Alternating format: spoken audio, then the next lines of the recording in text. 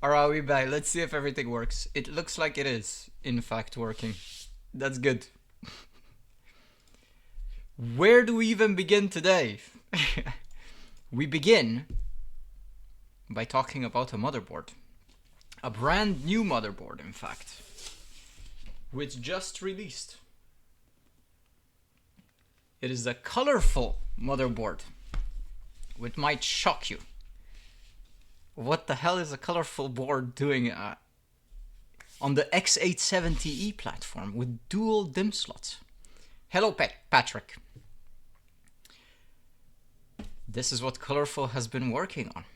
Now, they're not new to the motherboard market, and they're not new to the GPU market, in fact. They've been making GPUs for decades now, and they've been making motherboards for about a decade or so, if not slightly more. And their first attempt at a more of a flagship board was in fact on the 90 series chipset on Intel. That's an interesting part. At the time they were called Ymir, but they haven't attempted a extreme overclocking board with dual DIMM slots or 1 DPC per channel until recently, especially for AMD, right? They've been only focusing more on kind of like the mid-range to budget-orientated boards. Now, they came out with the X870E VULCAN in the past, which is a black board.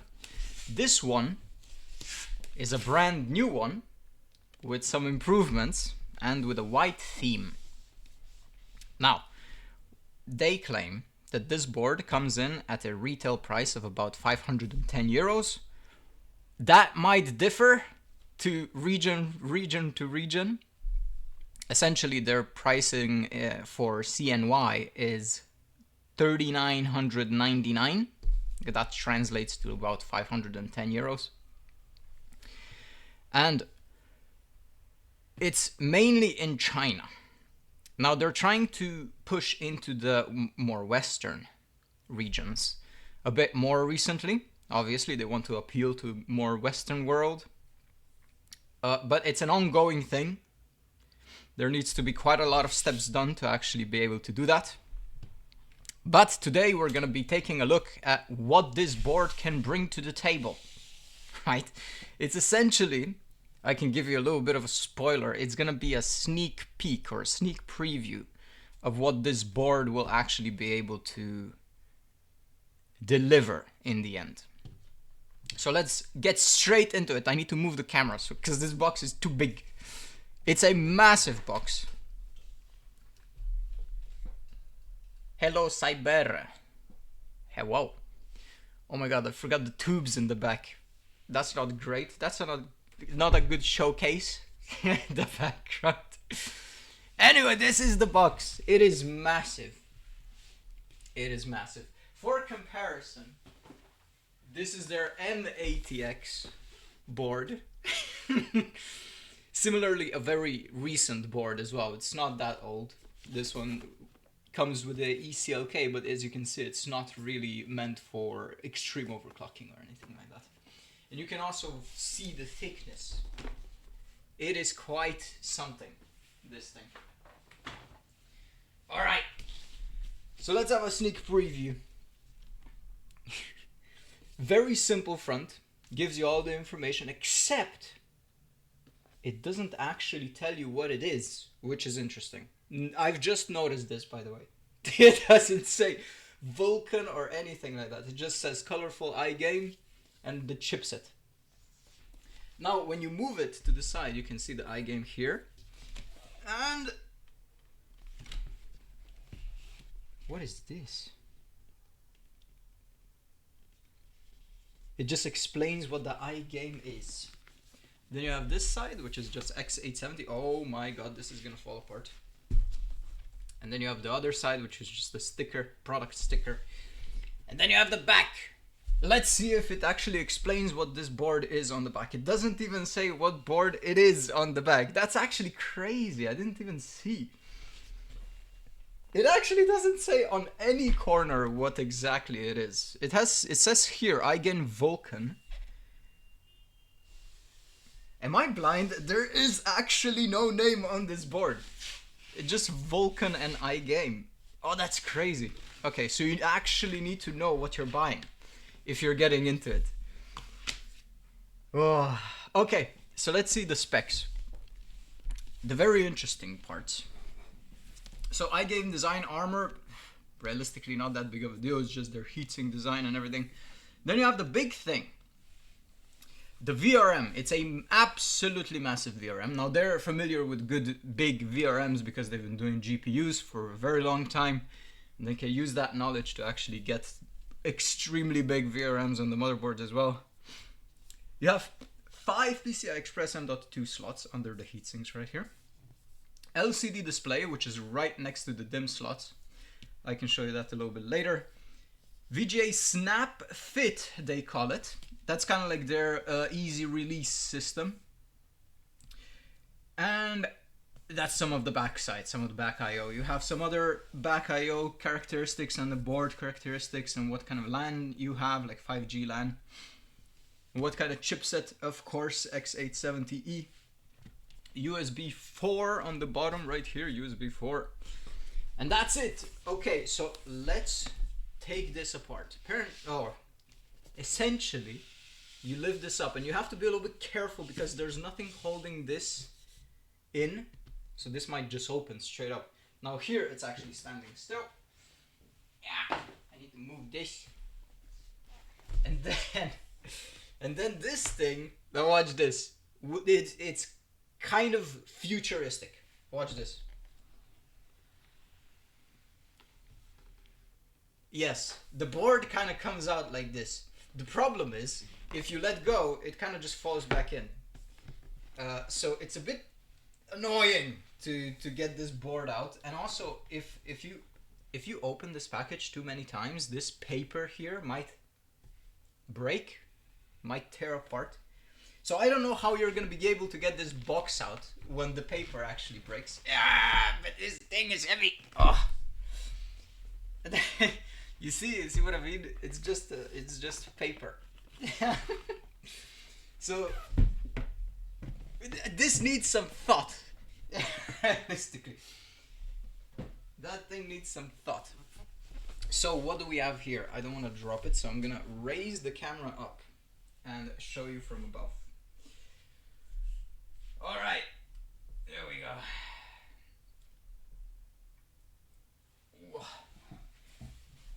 Finally, we have the board right here. Actually, I'm gonna move the camera a little bit more low. There you go. Will the VRM be able to max out on LN2 for example? Probably. It's gonna be able to handle it. So this is how you get your package, by the way.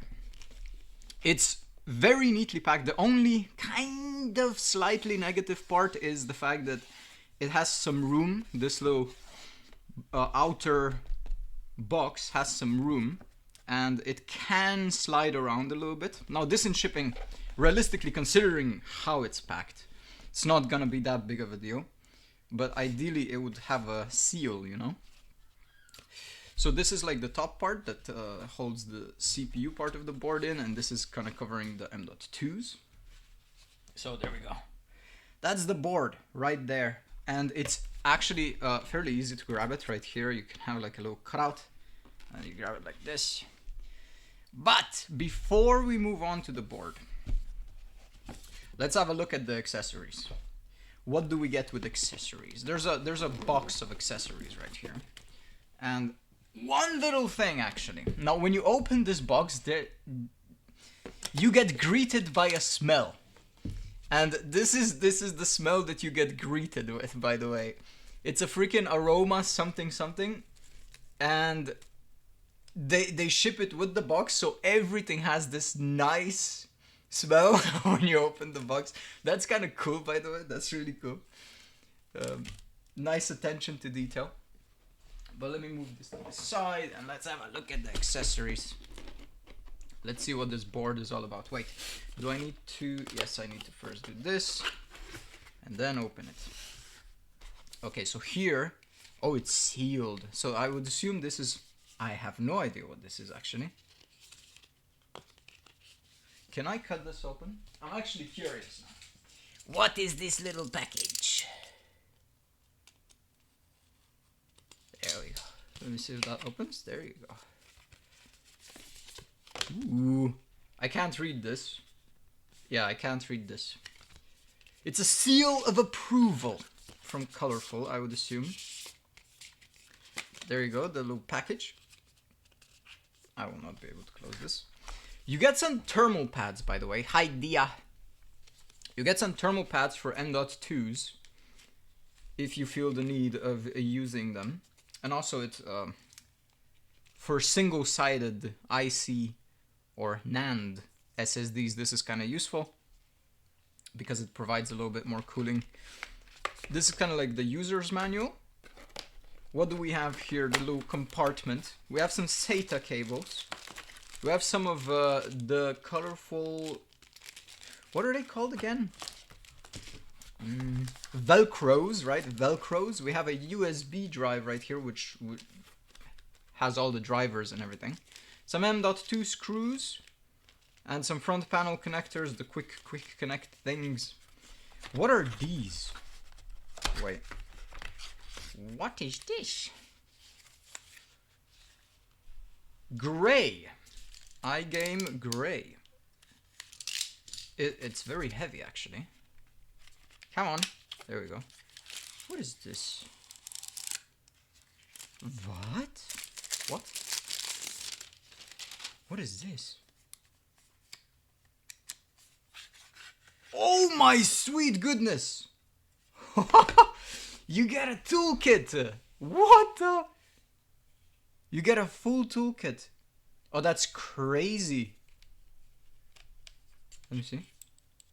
Oh yeah, it's metal as well. You can hear it. It's full metal? That's crazy. Okay. Okay. An iGame branded toolkit. Don't mind if I do. That's crazy. Can I put this back in? There we go.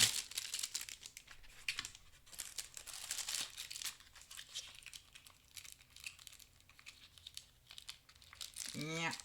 What is the second thing? What is this? They give you a full toolkit. Can I? Ooh. Oh! I see. Oh, that's crazy. Little motherboard, the exact copy of the Vulcan in a little vacuum. Oh, you have so these are magnets. You can stick it to a fridge or something like that. Oh, that's crazy. They give you some crazy accessories with this. Okay. I didn't see that one coming. Okay. Jesus. Okay, so that's just the first accessory compartment, by the way. That's just the first one. Then you have this. What is this? The antenna, and then the rest of the parts for the antenna and the GPU. I would want to believe that that's a GPU holder, if I'm not mistaken. It should be, I think. And then, oh, the chat is in the way. And then this compartment right here, some RGB connectors or extenders, and then some more SATA, and then you have some gloves. You get some gloves with your board. So if you want to carefully handle your hardware, your precious hardware, you get some gloves with it. And that's the accessory box. Here we go, we can close this now. Bonk. Alright. Now let's have a look at the main thing. The main thing. The board. Obviously, completely white. Pretty much everything is white on this board, as far as an eye could see. All of the connectors, even the 8 pins and the 24 pin. Hello, Kif. The memory slots, even the cover for the CPU, the original heatsink holder for AMD. Pretty much everything is white, and as you can turn around the board, you can see that even, well, the back side is covered by this gray silver coating. But you have a white backplate, and it's a proper backplate. This thing actually bends around the corners almost making contact with the board. It's very flush with the board. And as you can see, this thing is extremely flat. And that is actually very difficult to execute on a motherboard with such a large heatsink and everything, because the thermal pads are pushing against the PCB, making it bend a little bit. So like, that's actually crazy that they managed to make this little edge around the board, all around the board. But yeah. So what do we have here? What does the package hold? That's the PCI Express clip, the easy release. It's not actually gonna help you release the GPU. It just snaps in place like this, and that holds the GPU, and then you can snap it out, so you can remove the GPU. It's not gonna lift your GPU for you or something like that. Let's have a look at the VRM. Actually, this is gonna be obstructing quite a bit of the view. So let's remove this main heatsink for the main M.2. As you can see, this thing has fins across the whole surface area. So that provides quite a bit of cooling for your main M.2. The rest is under this little heatsink right here. Little heatsink, which has a very thick thermal pad that makes contact with the chipset heatsink. All right, that's your chipset heatsink. Both of the chipsets are under here, by the way. And you have 4 M.2s under here with thermal pads on both sides, which is kind of ridiculous. So if you want your SSD to be cooled from both sides, yes, you can actually do that. And then you have like a little PCI Express cover right here, just a plastic cover for aesthetic reasons. So if you don't want to see your last slot or something like that, you can just keep that cover on. But for now, for the sake of showcasing the board, I'm actually just gonna leave it off. Can I do this? I mean, it's gonna be, it makes the board all yellow, which is not great. Essentially, yes. That's your removable parts for the board. And now we can actually have a look. So there's your screen. Now let me put this sticker somewhere. There we go. So that's your, I'm not sure what screen it is. Is it OLED or is it IPS? God knows. I would want to believe, I don't believe it's an OLED. I don't want to believe it's an OLED. But let's have a look around. You have 4 fan connectors on the top. 2 of them being pump connectors. Hi, Geiler. 2 of them being pump connectors, as you can see. AIO pump 1, and then there's AIO pump 2, as you can see right there underneath. Then you have a CPU, which is labeled right here, CPU fan 1 and then CPU fan 2. You have a postcode LED and some of the LEDs for the boot behavior or post behavior right here. Labeled DRAM, CPU, GPU, boot. They're all individually colored. You have some voltage measuring points right here. VDDIO, MISC. Yes. 4, or I should say 3. Is it 4? 1, 2, 3, 4. 4 of them, and then 1 is ground. Then you have the buttons, which basically they are not buttons right here on top. They're actually buttons all the way down here. But yes, there is basically like a plastic, how would you call it? Stick, a plastic stick going all the way down to these buttons. Then you have another fan connector right here. You have the 24-pin and 8-pin supplementary power right here for the motherboard. Now, note that this is not an E-ATX board, it's actually just an ATX board. So this can cause compatibility issues with some cases, because some cases have like a little block right here that blocks the connectors on the side and everything. But considering this is a non-E-ATX board, this has a lesser chance of being a compatibility issues with some cases.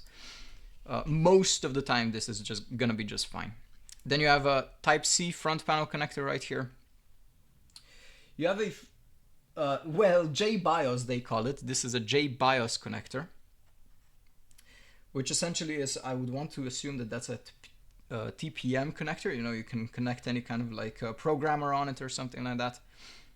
Then you have another fan connector right here, chassis fan 2. You have two 3.0 front panel connectors, 2 SATA ports only. And then you have the bottom. Oh, right, there's some addressable RGB right here, and there's another addressable RGB right here, and there's another one right here. So 4 addressable RGB connectors. Then you have, now this might actually confuse you. You might want to look into the connector itself. So this is the front panel connector. And these are the front panel 2.0 connectors, USB. And they're, by the looks of it, you know, they're basically the same, but the pinout of the connector is different. As you can see, in this side the top right is missing, on this side the top left is missing. So you can't really how's it called, confuse them when you're plugging in, let's say, your front panel 2.0 connectors. You can't confuse them because you won't be able to connect it to the panel connector, right? So you need to be a little bit careful about that one. Then you have 2 more fan connectors and addressable RGB. There's your CMOS, internal CMOS, which I absolutely love, by the way, because this has a CMOS button on the backside, but they also provide you with the little header inside, which is often useful if you want to like just connect a button to the connector on the inside of the case or on your test bench or something like that. This makes it possible to do so, because some boards have abandoned this little connector, and obviously you're not going to be able to CMOS with a button connected to the board. You're always going to have to click the button on the board to CMOS it. Then you have the speaker connector, which is kind of hilarious to still see this, but sometimes useful, yes. Then you have the BIOS switch, which allows you to switch the BIOS from main to secondary. Slow mode, which is useful for like LN2 stuff. Now, funnily enough, actually, a lot of the manufacturers have started abandoning this connector on high-end boards because people see switch and they want to flip switch, you know? So whatever the switch is, they might not know, right?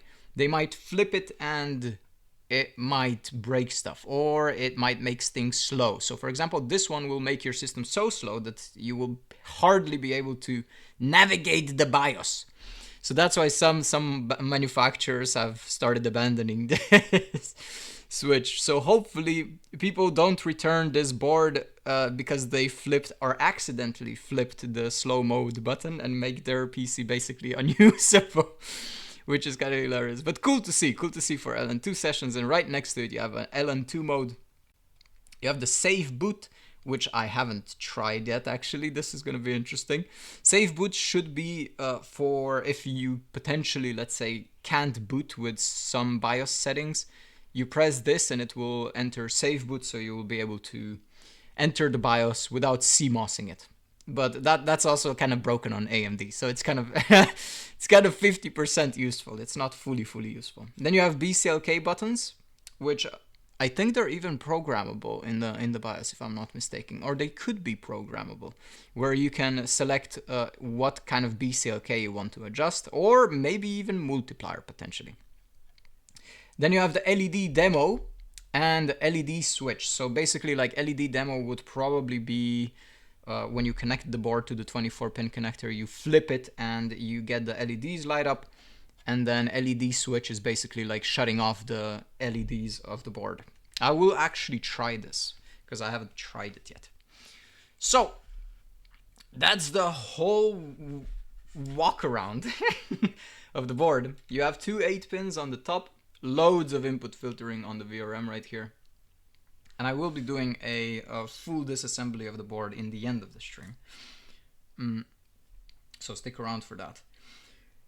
Here you have the audio covered. Now I actually prefer it like this, even though I tend to like to look at the PCB and everything. This is useful because when people are going to be assembling the PC or whatever, when they plug in the GPU, often they mess up the board by sticking the I/O of the GPU into the board, right? they touch it and they break off some components or something like that. This prevents that from happening. So they will never be able to like hit the board with the GPU and potentially damage it. But it makes it sometimes difficult to remove the GPU out of the board, because essentially now you have less space here for the I/O to fit, and it makes the GPU kind of difficult to remove. But that's not that big of a deal. It's better to have a functioning board than, you know. So then we have a look at the back side of the board, finally, the I/O. And here you can see the CMOS button, and they're even labeled, as you can see right here. They're labeled CMOS button, the BIOS update button, which sadly I won't be able to showcase this because there is no new BIOS for this board. In fact, the website for the board just launched. So, and the BIOS that I have on this board is actually newer than what's on the website, which is kind of hilarious. And then you have like this turbo button. I have not tried this turbo button. I have no idea what it does. Then you have some 2.0 connectors and a PS2 port, which is useful for extreme overclocking and bench sessions.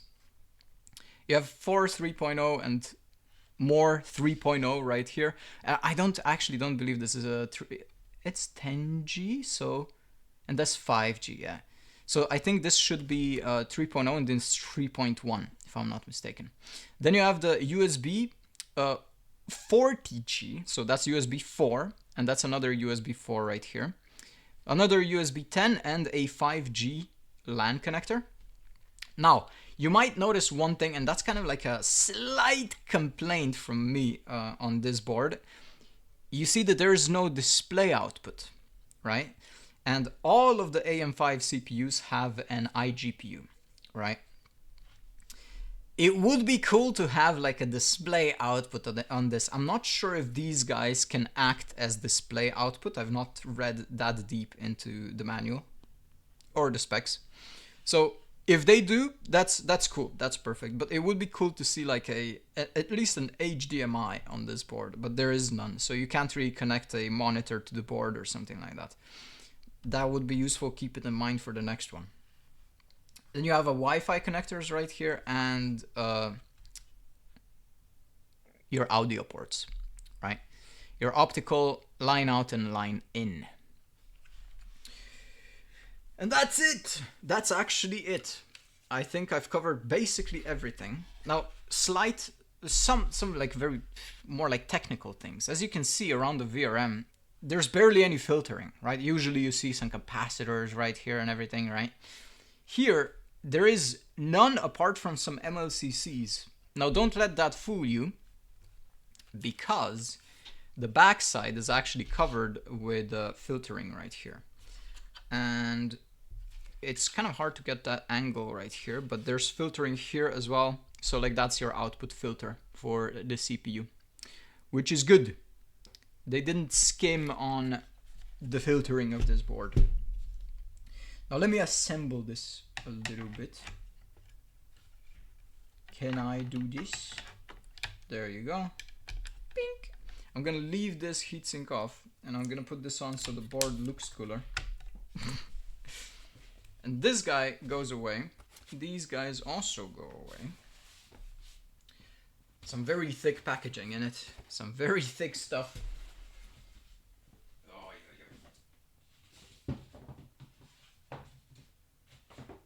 There we go.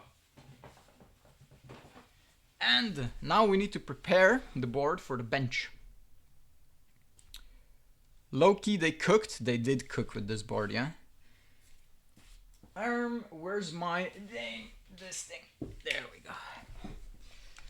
I'm gonna turn this around because I need a little bit more light to do this.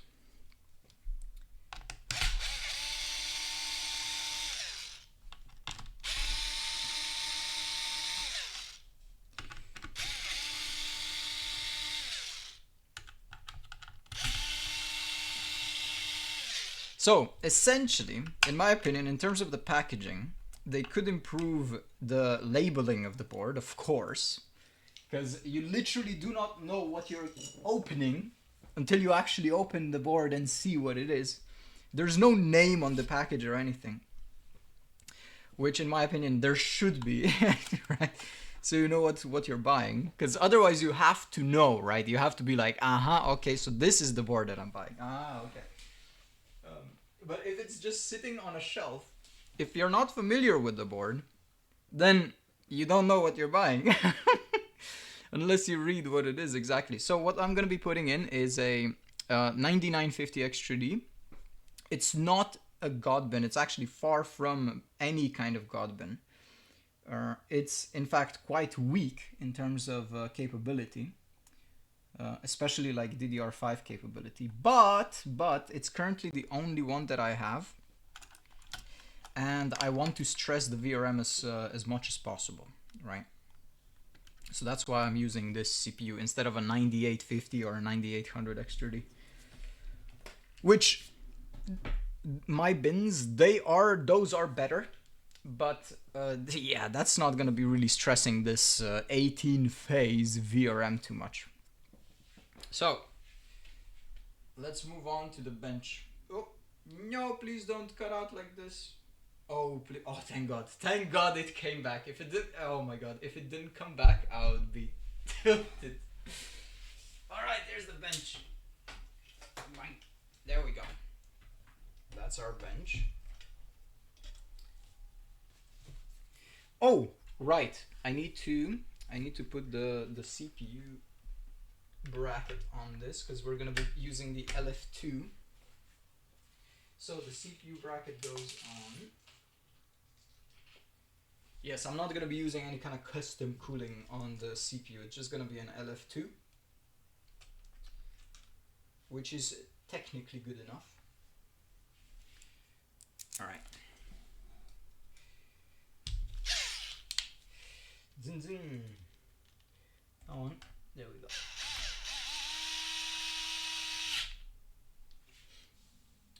There we go.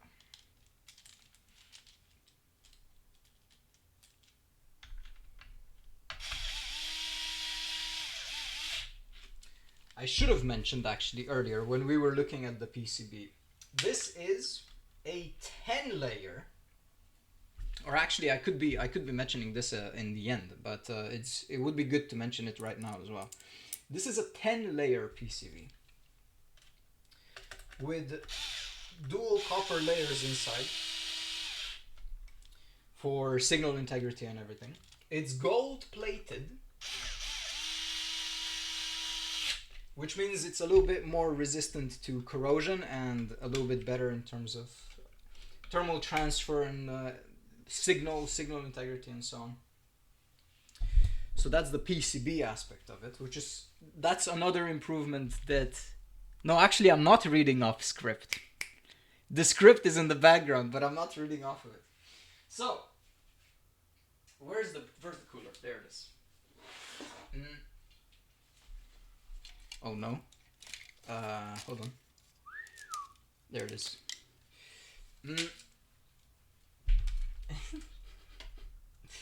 Stop it. Yeah, that's another improvement that they did over the previous Vulcan, right? The black version. And here I'm going to be using a cryo sheet on the CPU. So yes, I am using thermal paste. And it's way better than thermal paste, in fact. There we go. Reading off a script, I swear to God.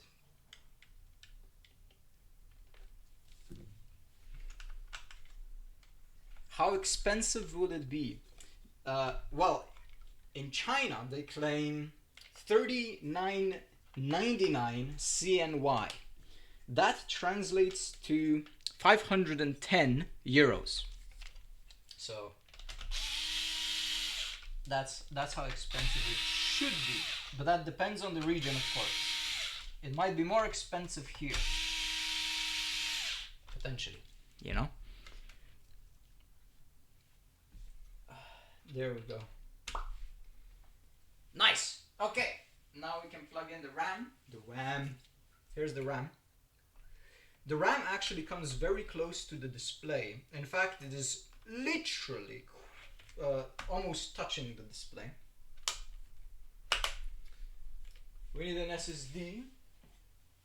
Here's our SSD. There we go.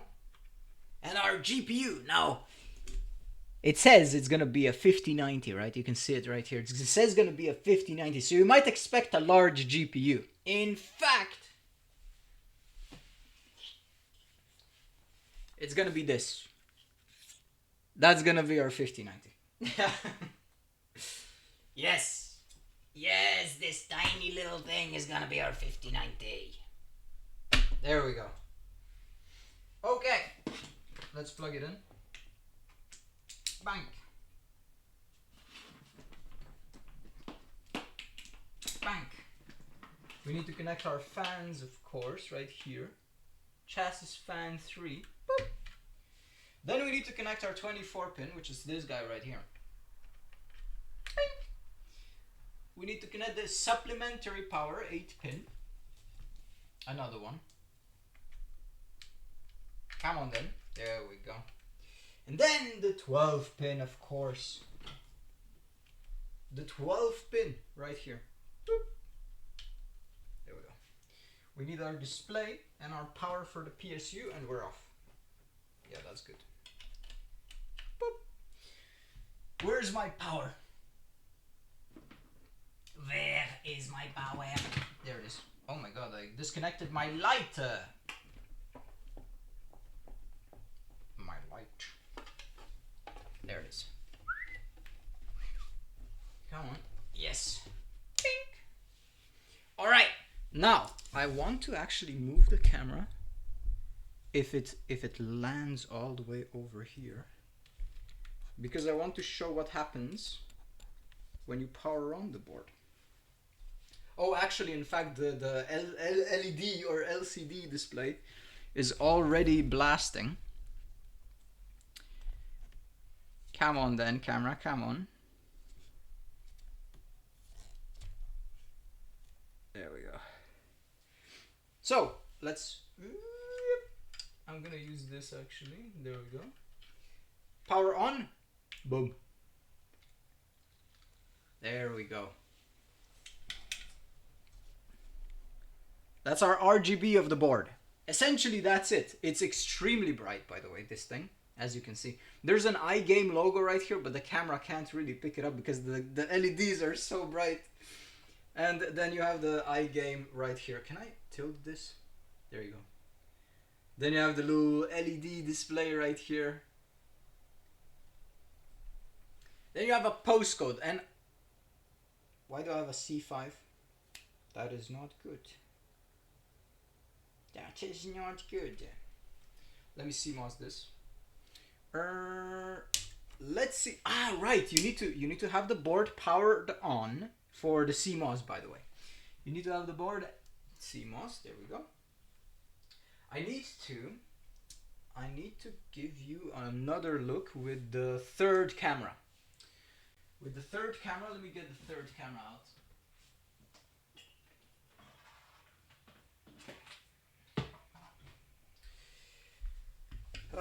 There we go. That's gonna be our postcode camera.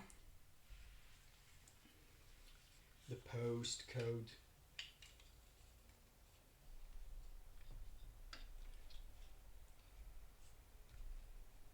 Will I be able to do this?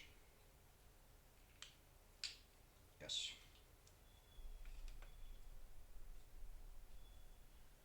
Postcode camera in place. There we go.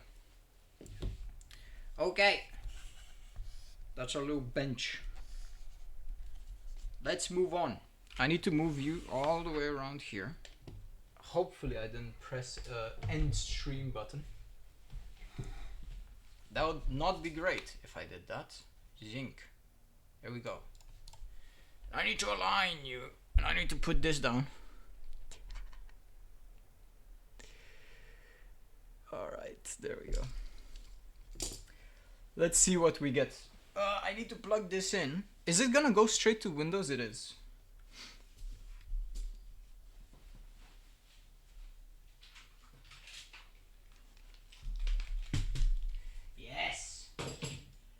Actually, I'm gonna have to look if I missed anything in terms of the script. All right, after 40 minutes, we're in. We're in.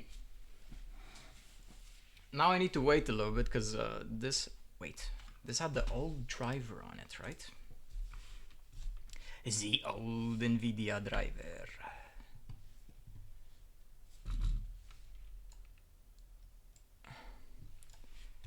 Is it gonna automatically go?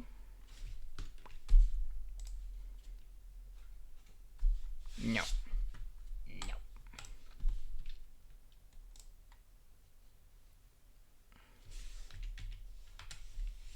Oh? No, it doesn't have any. Okay. While we do this, all right. While we do this, let me check. Double check. Ay.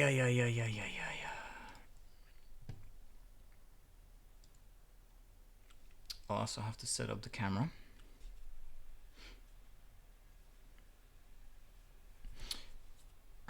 No. I didn't miss anything. Good. Right. While that is happening on the other screen, I can actually plug in the second camera, yes.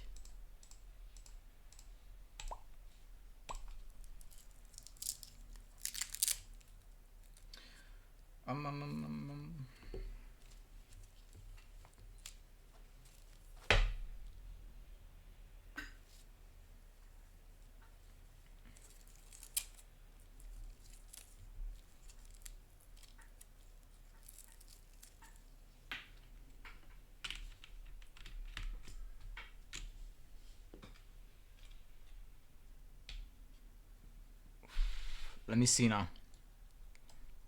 Where is the camera? Is it this?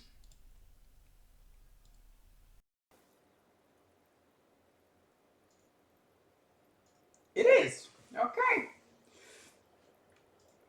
Configure video. I can put it. Oh, actually, no. I'm just gonna leave it here. In fact. Why is it tilted? I need to flip it around. Where's the rotation? Flip vertically. Is this correct? No.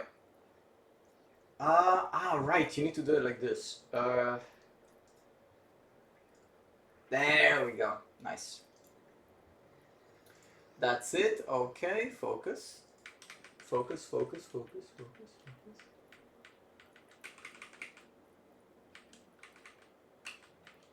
That's beautiful. And then this. That is actually very bright, in fact. Interesting.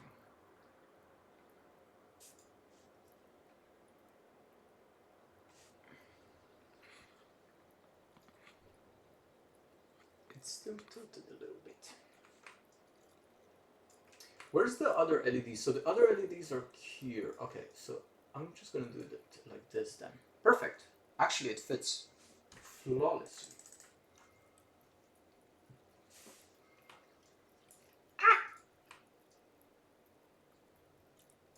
Now you're gonna see the post behavior. It's actually a little bit different than what I'm used to from other AM5 boards, which is interesting. Okay, there we go. And now configure one more time. Pink. Oops.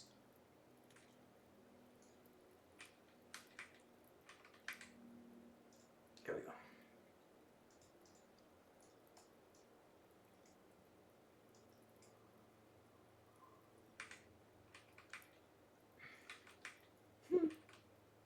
That's fine. Good. Alright, there's our postcode.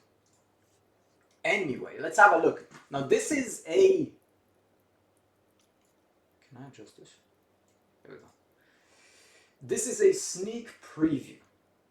Because this is a even though the BIOS says that it's not that old, it says it's fairly recent, in fact, it's still quite far from everything that's been done to the newer versions of the BIOS. And you will see the newer stuff that's coming to the newer BIOSes eventually. It's not out yet. So that's the audio. Oh no. How do you do this again? How do you do this again? You do this. Ah, wait. Audio is on webcam. This. There we go. I'm back.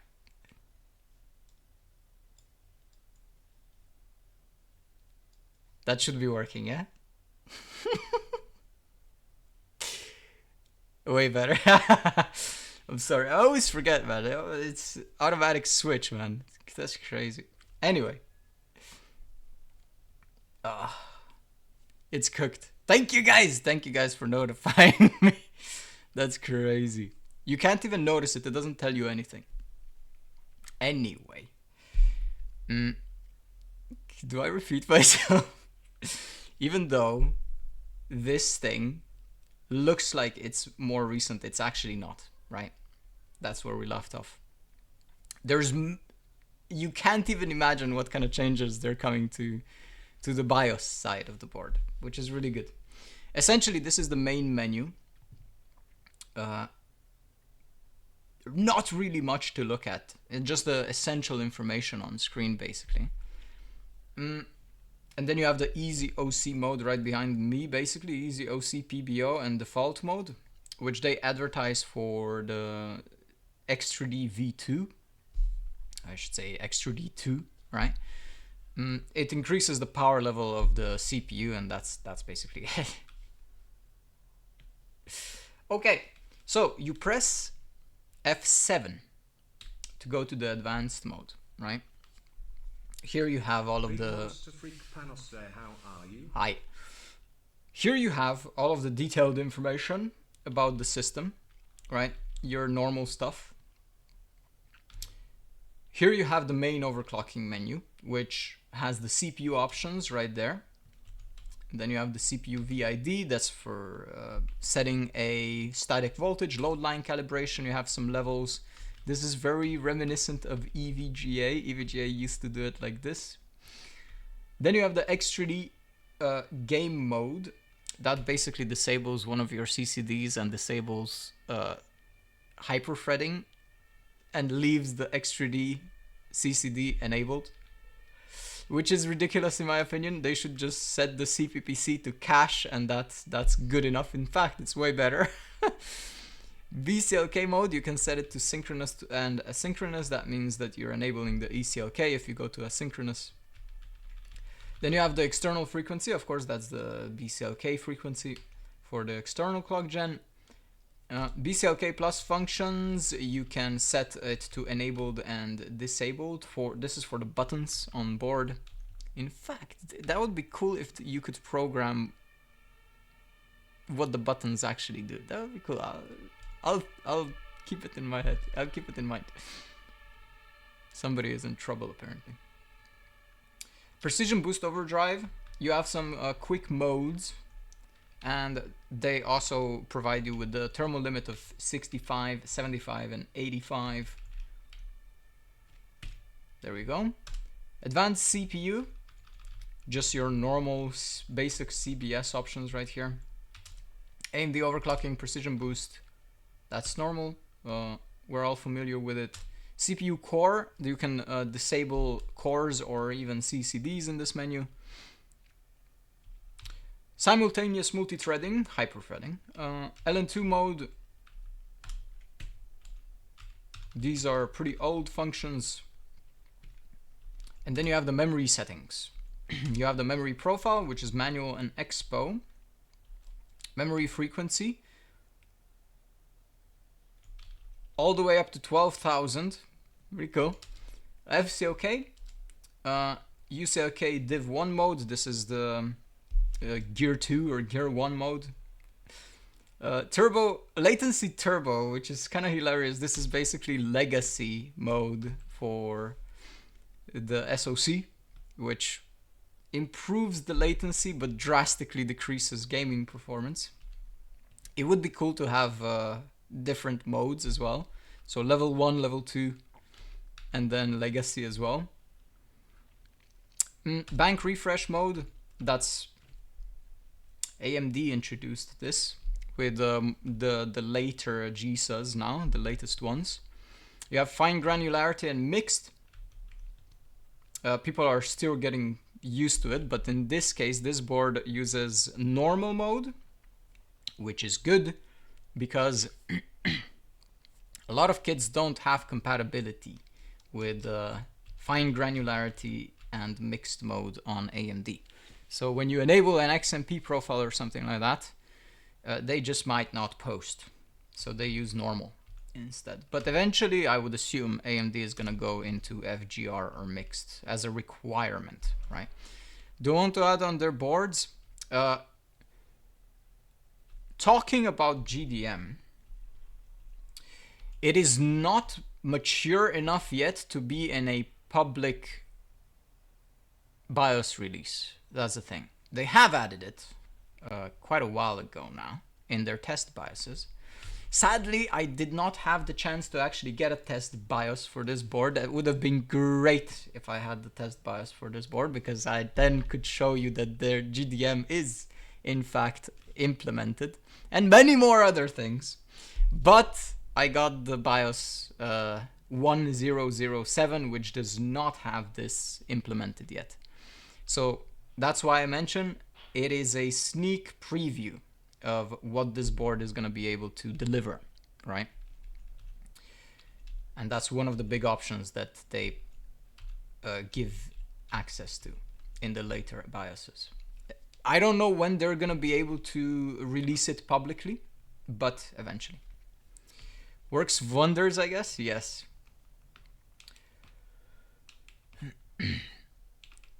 How it used to be on the Meow board? Oh yeah, wait, you have the Meow board. Oh my god. Okay. Yeah, but it gets even better than this. This is a sneak preview of what there is. So, for the CBS options, now this might be a little bit weird, because it's a different menu configuration for colorful. You have AMD overclocking at the bottom right here, right? And then you have CPU configuration right here. You can see there's no CBS menu. The CBS menu is in here, right? It's in the CPU configuration. And here you can see all of the options, right? Then you have the CBS menu right here.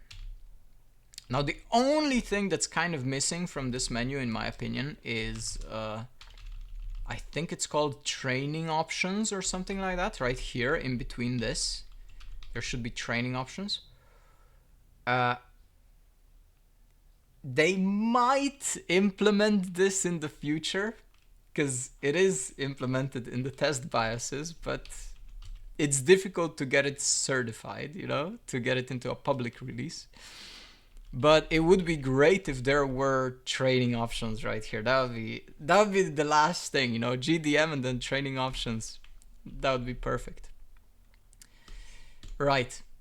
The rest is basically exactly the same as any other BIOS, right? It's all of the options that you would expect, right? So, in AMD overclocking as well, AMD overclocking has the exact same options, apart from the CPU options on top for CPU overclocking, right? That's kind of like the only thing missing there. Let me just drop this down.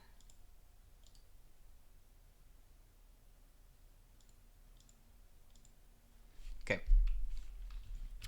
So the CPU options on top are missing, but the rest is there, right? All right.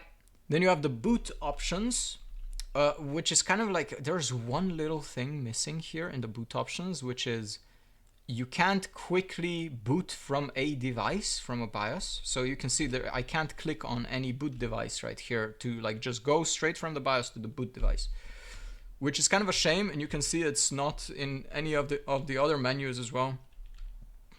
That would be great if that was in here, but the rest is your normal stuff. Secure boot, and that's it. Then you have the fan speed stuff. It has a function to set all fan speeds to 100, and that's also the other improvement that they did in the newer BIOSes. They apply the options immediately, right? So when you set a fan speed, it will immediately set it to the fan. Here, it doesn't do that yet. So if you go to manual, you can also see like the PWM value is in fact the hex value, not the actual decimal value for, let's say, from 0 to 100 or something like that. So in percent value, you know, it's an actual PWM value. So this is another improvement that they did, right? This is not gonna be staying in the BIOS. The new BIOS update is gonna fix this, and it's gonna have all of the freaking options and everything. So that's that. And that's it. You have the BIOS update option right here if you want to update the BIOS through the UI. You have the OC profiles, which I have some of them predefined, preset. So we're gonna go straight into the normal base profile with nothing configured apart from like some minor options. And let's boot it up. Let's run a little test on the CPU. Hold on.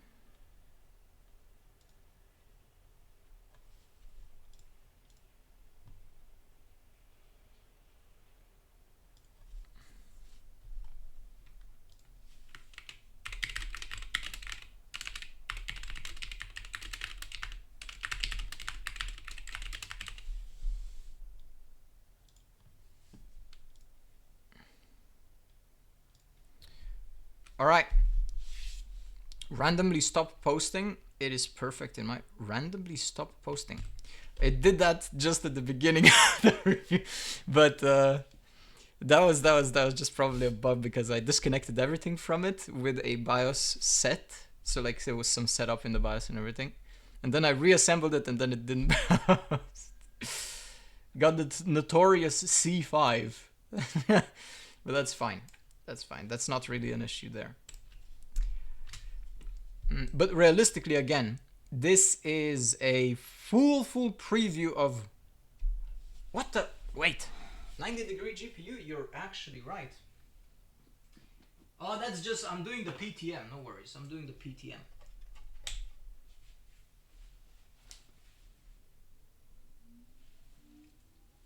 I was doing the PTM. No worries. Did this? You guys have a freaking eye for everything, bro. That's crazy. Let me see. Yeah, I was doing the PTM, no worries.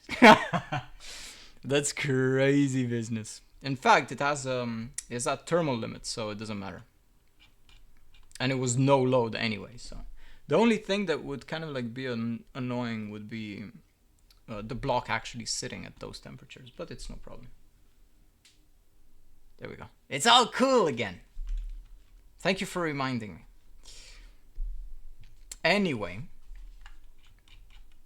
I should also put a fan on the RAM. Here we go. Let's do a little bit of a test. Let's see how far the CPU temps actually go in a stock configuration. Shall we? Let's see. So here I have some sensors open, right? Obviously the temperature, the power, the voltage. But then right next to the voltage, you have a V-core voltage. The V-core voltage is in fact the VRM voltage. I'm not sure if it's measured on the VRM output or the backside of the socket. I want to believe it's on the backside of the socket, but they are slightly different. This is the actual CPU voltage and this is the VRM voltage, which is slightly higher because of the V-troop, right? The more accurate one is obviously this one, right? And as you can see, it's a 70 millivolt, not quite, but close.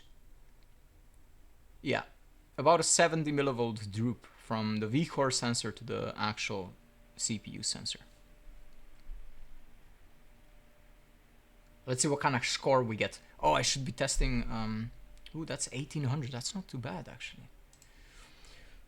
I should be testing R23, of course, that's a more popular bench. So let's see the bench. This is on an AIO, by the way. No custom cooling or anything like that. There we go. This is obviously with the CPU power limit, right? Lean makes the power plane and socket. Yes. Jawohl. And there you can also see the VRM temperature on the bottom sensor. So here we score 42,737, almost when you see it. And if I go to SMU, which I didn't pin for some reason.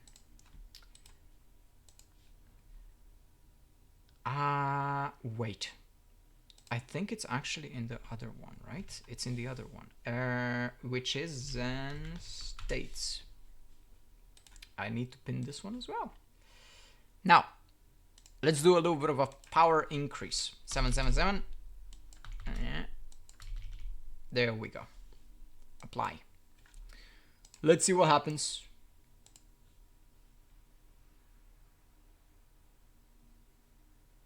There we go. A little bit more power to the CPU.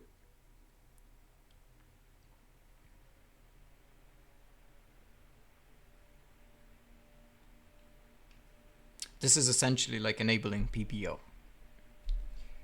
We get 43,500. As you can see, the CPU is not insanely good. But then we can do a little bit of an offset, because like this should be doing 5.3 at 1.17 or so, even less, 1.15. So we can go like extra D can go quite a lot, right? Extra D can go stuff like this, and this one can go 26. Let's try actually 25 like this. That should be fine. All right. Let's see a bit of an undervolt in before freeze, insta freeze. Never mind, we're good.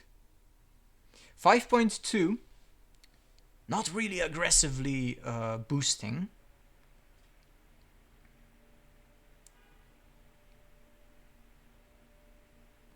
There we go, 44,500. Not bad. Not bad for just an AIO. All right. Now, I will just give you a little bit of a reference to JDEC speeds. Let me just do this. This is just a reference. This is strictly comparing this against the same hardware, basically, right? And then we move on to the 6000 profile. And then we move on to the 8000 profile. And then I will try to attempt at least 8400, but that's going to be difficult. I was thinking about approaching it from a different direction. Because like I was trying it, but it did not quite work out. And I feel like it's the CPU's fault. It didn't quite manage to do it. There we go. This should be like 96 or something.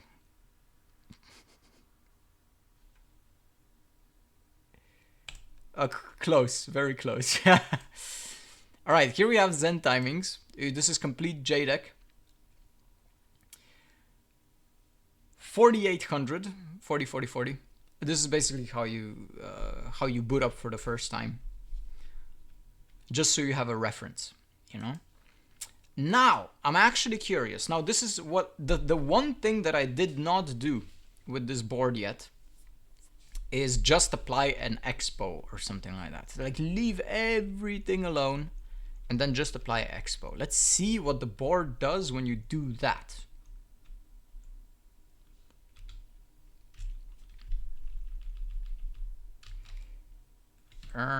Here, automatic EXPO. Good evening. Log in. We're logged in. Let's see what it changes. Just all of the settings and then power down disabled. Ideally, actually, we don't have power down disable if we don't have context restore disable as well. So that's a little bit of a complaint because this will eventually make it unstable over time as time goes on. That's the thing.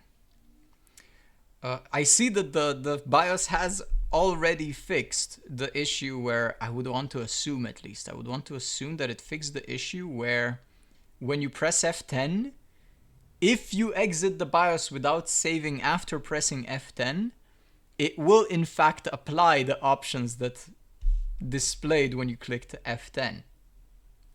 I want to actually test that. That's hilarious.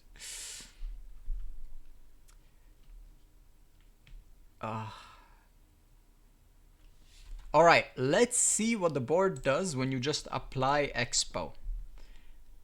Hopefully no crazy stuff. Okay. Just your normal JDEC timings. PHY mismatch, which is normal. Then you have SoC 1.2, VDDP's 1.05, which is a bit much for the 9000 series, but not a problem. 0.9 VDDG, CCD, and IOD, sorry. That is perfect. 0.9 is perfect for this. Of course, memory voltage, it's a little bit offset, of course, but that could be a display thing or a read thing or something like that. It should be like 1.4 volts. VDDP not change 1.8 and MISC 1.1. Then you have the terminations, which are a little bit interesting, especially when you look at this. And then you look at the nitro, which is very interesting as it is 120. That is very aggressive. That is very aggressive, and it's, I want to believe it's a preset thing, which in my opinion is a bit too aggressive.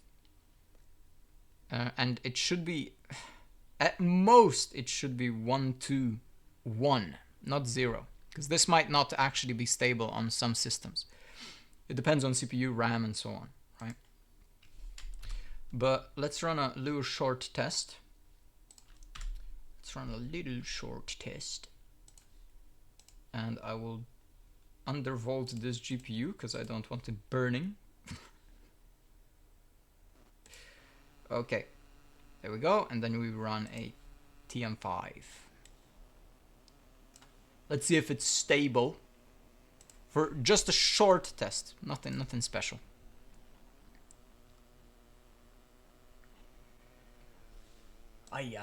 There we go. I don't know where to put this. If I put it here, you won't be able to see.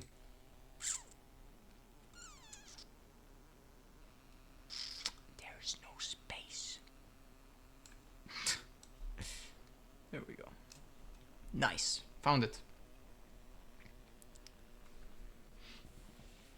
Did I want to talk about anything else about the board? I forgot. In fact, I forgot.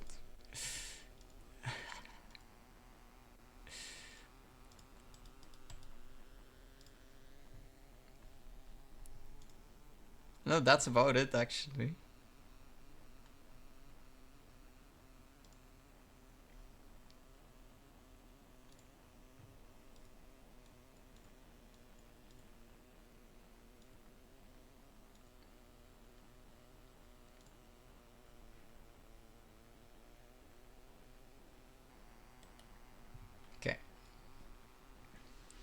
And before I forgot to post a freaking update on website or something like that. Also, what I see here, you can't see because it's behind the camera, but the GPU load is very inconsistent here. I actually now am wondering if the profile, the 6000 profile makes this a little bit cleaner. I'll actually monitor that. Interesting. Oh, that's CPPC, I believe, no? It could be CPPC. It could be related to that, yeah? Okay, perfect. Not bad, we didn't absolutely explode in errors or crash. But, hold on. Let's move on.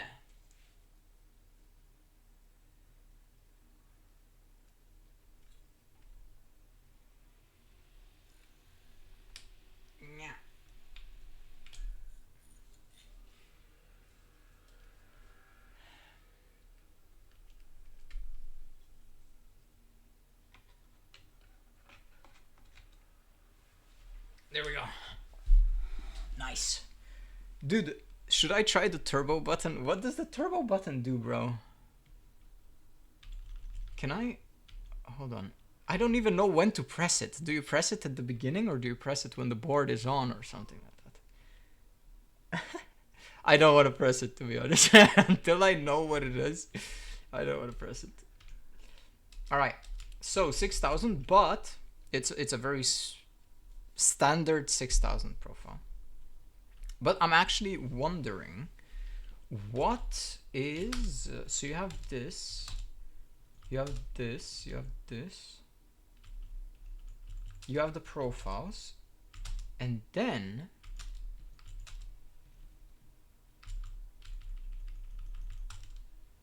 wait,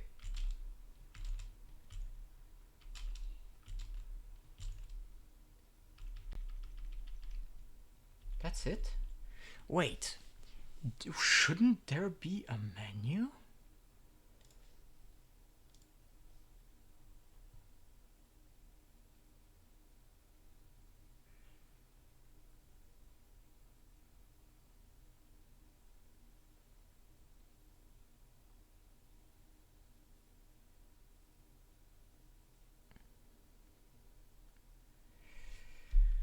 It's missing.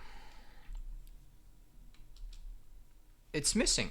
There should be an AI X3D mode.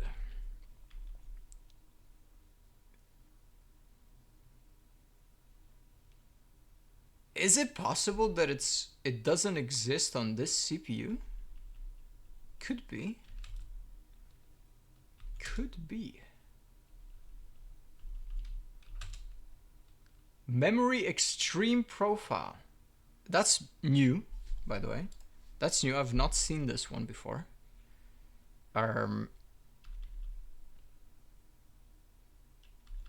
have 602836, 1.4 volts for 24 gigabytes, 1.45 volts, and then 1.5 volts. And then you have the 16 gigabyte. This is 6200. 6200. Then it's 62 and 8600. Oh, that's a very aggressive one. Holy. Memory extreme profile and then high efficiency. Isn't the new EXPO extreme thing? Could be. Not sure actually. No, this should be like a preset profile. In fact, I kind of want to try. Let's see. So you can't even apply it without it. Okay, I go to manual then. Extreme profile. What does it? Oh, no. There we go. All right, so what does it set? 1.4 VDDIO, some timings. Oh, no. Oh, no. Oh, no. Oh, no. Okay.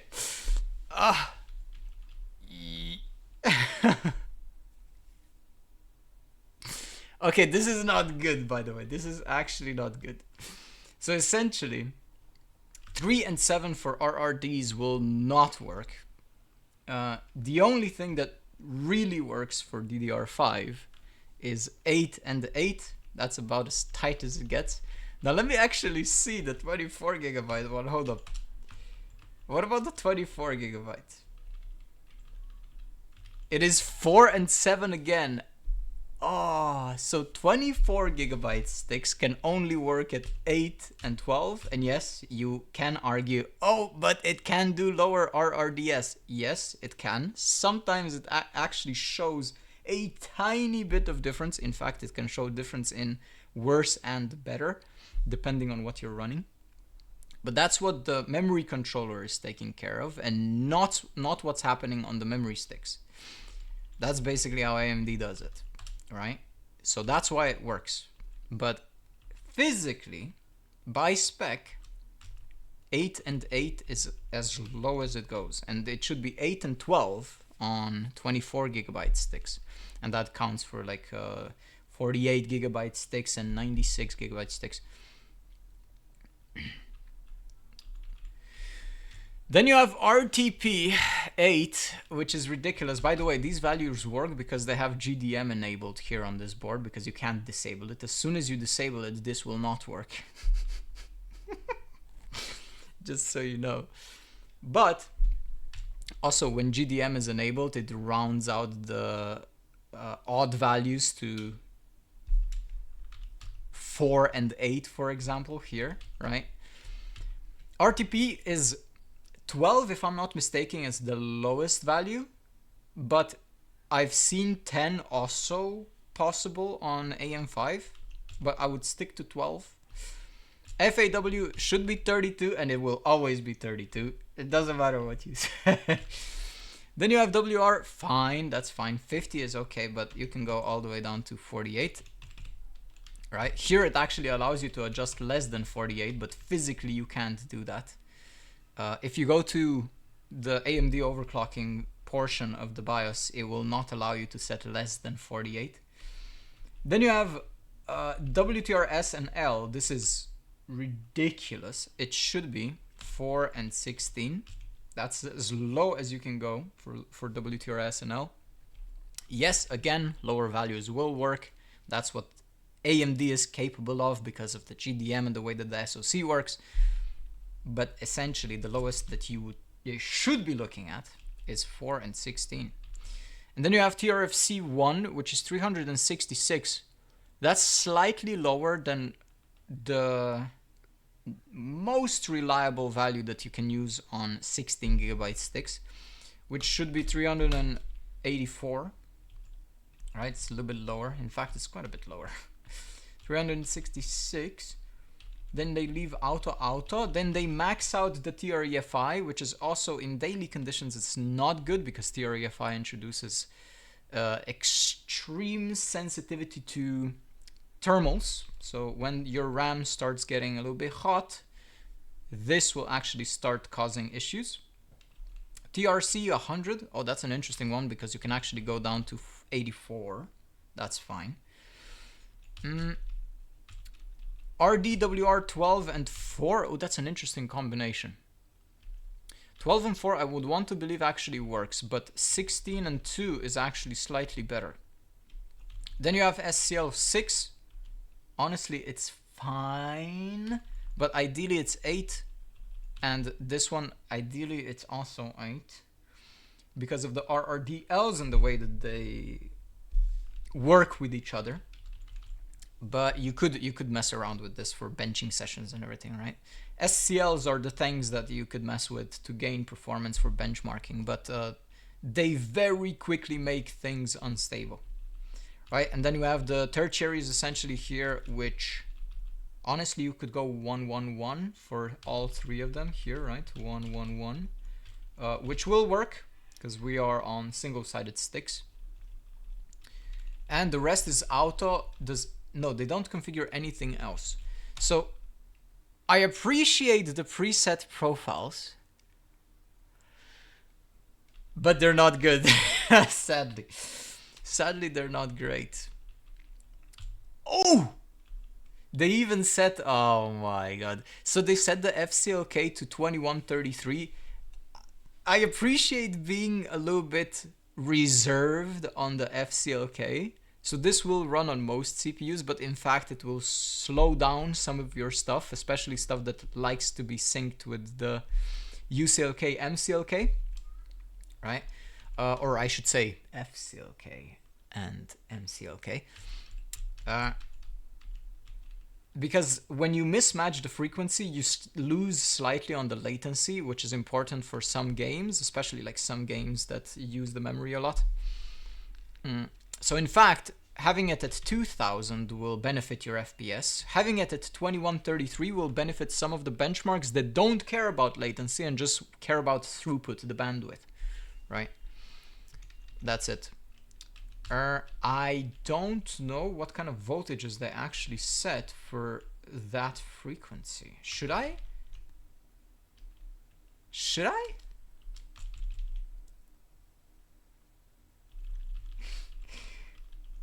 Okay, yeah, the up and down, page up and down don't work yet. I see. Okay.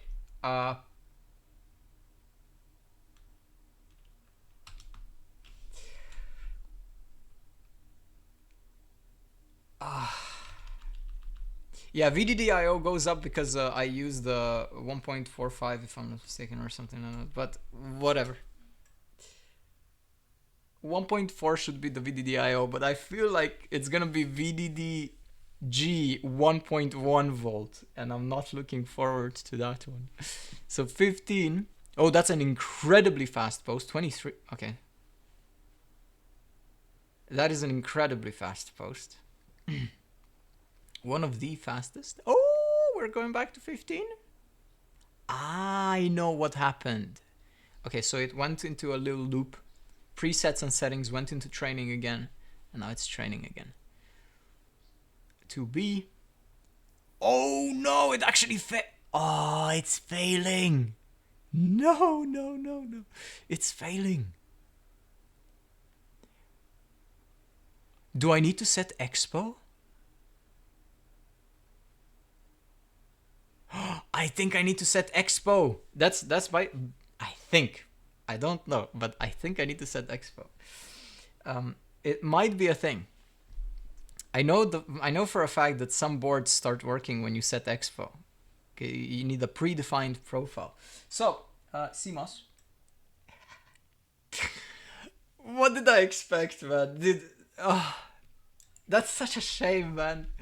Dude, I appreciate the preset profiles, but we need to work on them. Seriously, bro. We need to make them competent, man. Not like this. Interesting choice of timings. Every single timing that I saw is an interesting choice, and I don't know where it's coming from. I feel like it's coming from uneducated benchers.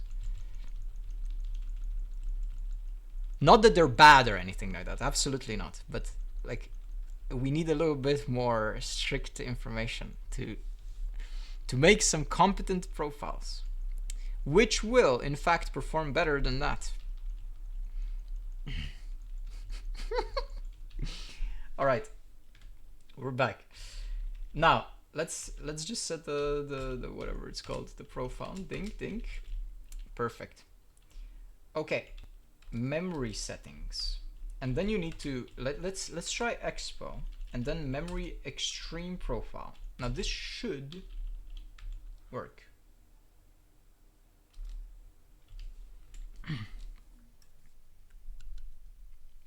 Fixed in beta? Yes. If this doesn't post, then it's complete fail. But it is what it is. At 15 should.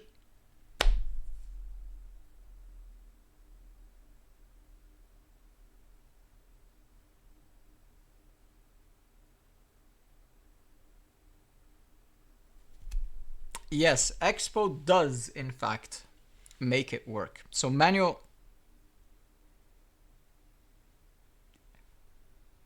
No. No, it does not make it work. Okay.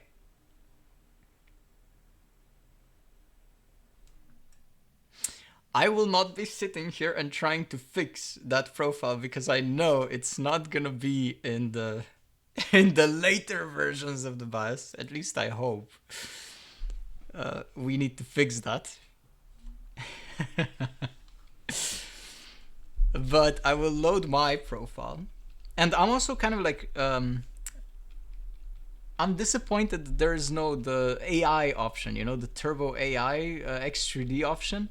I wanted to see the options. It seems like it's only on the 9850 if I'm not mistaken.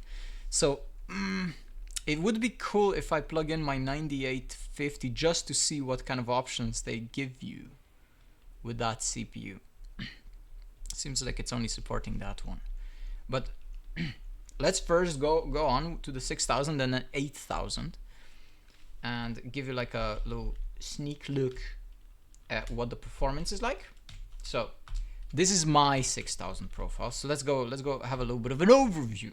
It's a very simple, straightforward, nothing special. You see 6000 MCLK, UCLK synced. You have the voltages. Realistically, these sticks don't really need this kind of voltage, but I prefer to use it. 1.35 VDDQ, mainly for training reasons. VDDIO-MC 1.35 for signal integrity reasons. 1.1 MISC, that's normal. I don't want it to overvote if the board has anything preset for it. At least not for 6000, it's not needed. SoC voltage, I prefer it at 1.25 because of the overall stability of the SoC when you load it up with a lot of things. Now, this works better for, or at least matters more for configurations that will have GDM off, where the SoC is even under even higher stress. With GDM on, this realistically doesn't matter that much. 950 millivolts on VDDGs, that's just my personal preference. VDDP 0.95, same as the VDDGs.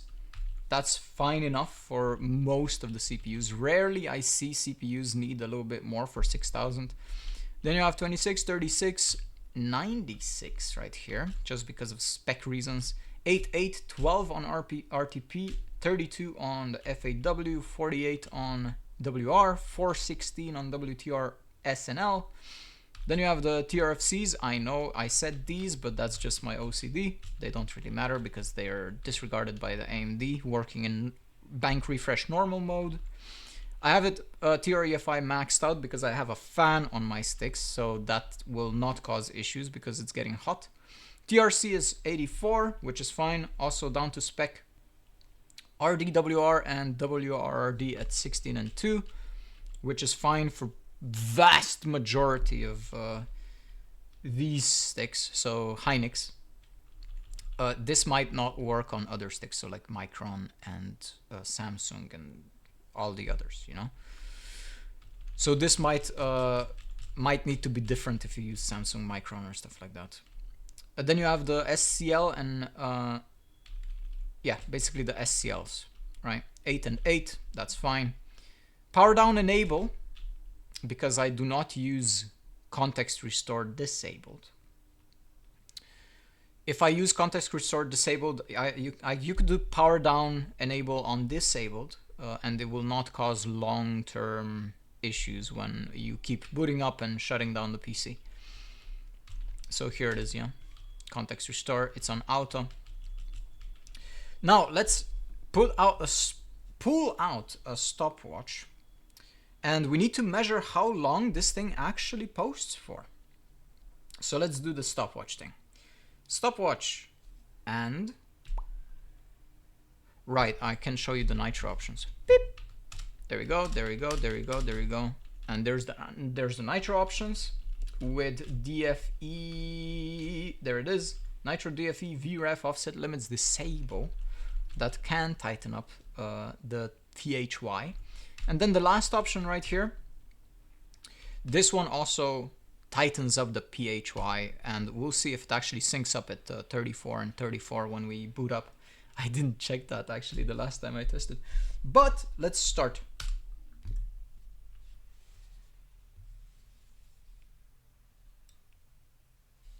From the beginning, when it turns on.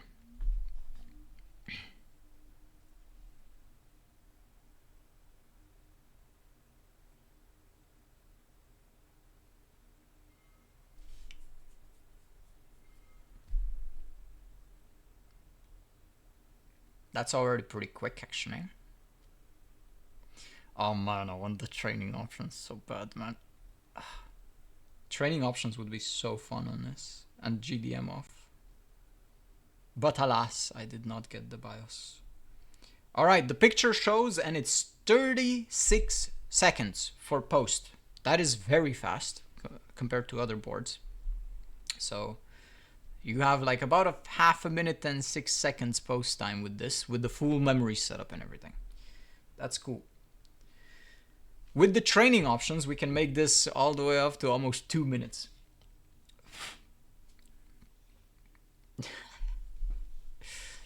Anyway, there we go. Perfect. Now let's see how much applied. And I also want to see if it synced the PHY. I hope it did. It did sync the PHY. That's perfect. Okay, not bad. I left the terminations alone, because realistically on GDM, it's hard to actually know or see any difference between terminations, because GDM is just going to be taking care of it mostly. Anyway, let's fire up IDA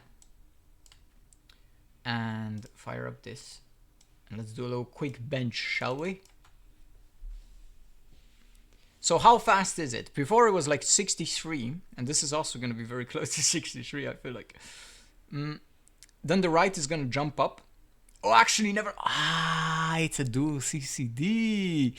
It's a dual CCD, that's why it's faster. If it was a single CCD, the read and copy would be quite low, right? Because it has half the bandwidth. But then the write would be quite high. And then the latency, what's going to be the latency? It's going to be like 86 or 68. It's going to be 68, yes.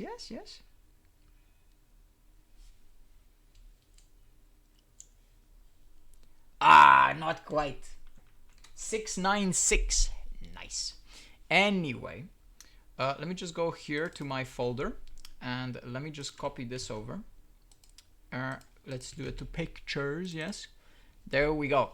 Now here are some of my reference pictures to what I've been up to with the board. So I don't waste time on stream trying to do all the tests and everything. I prepared the test.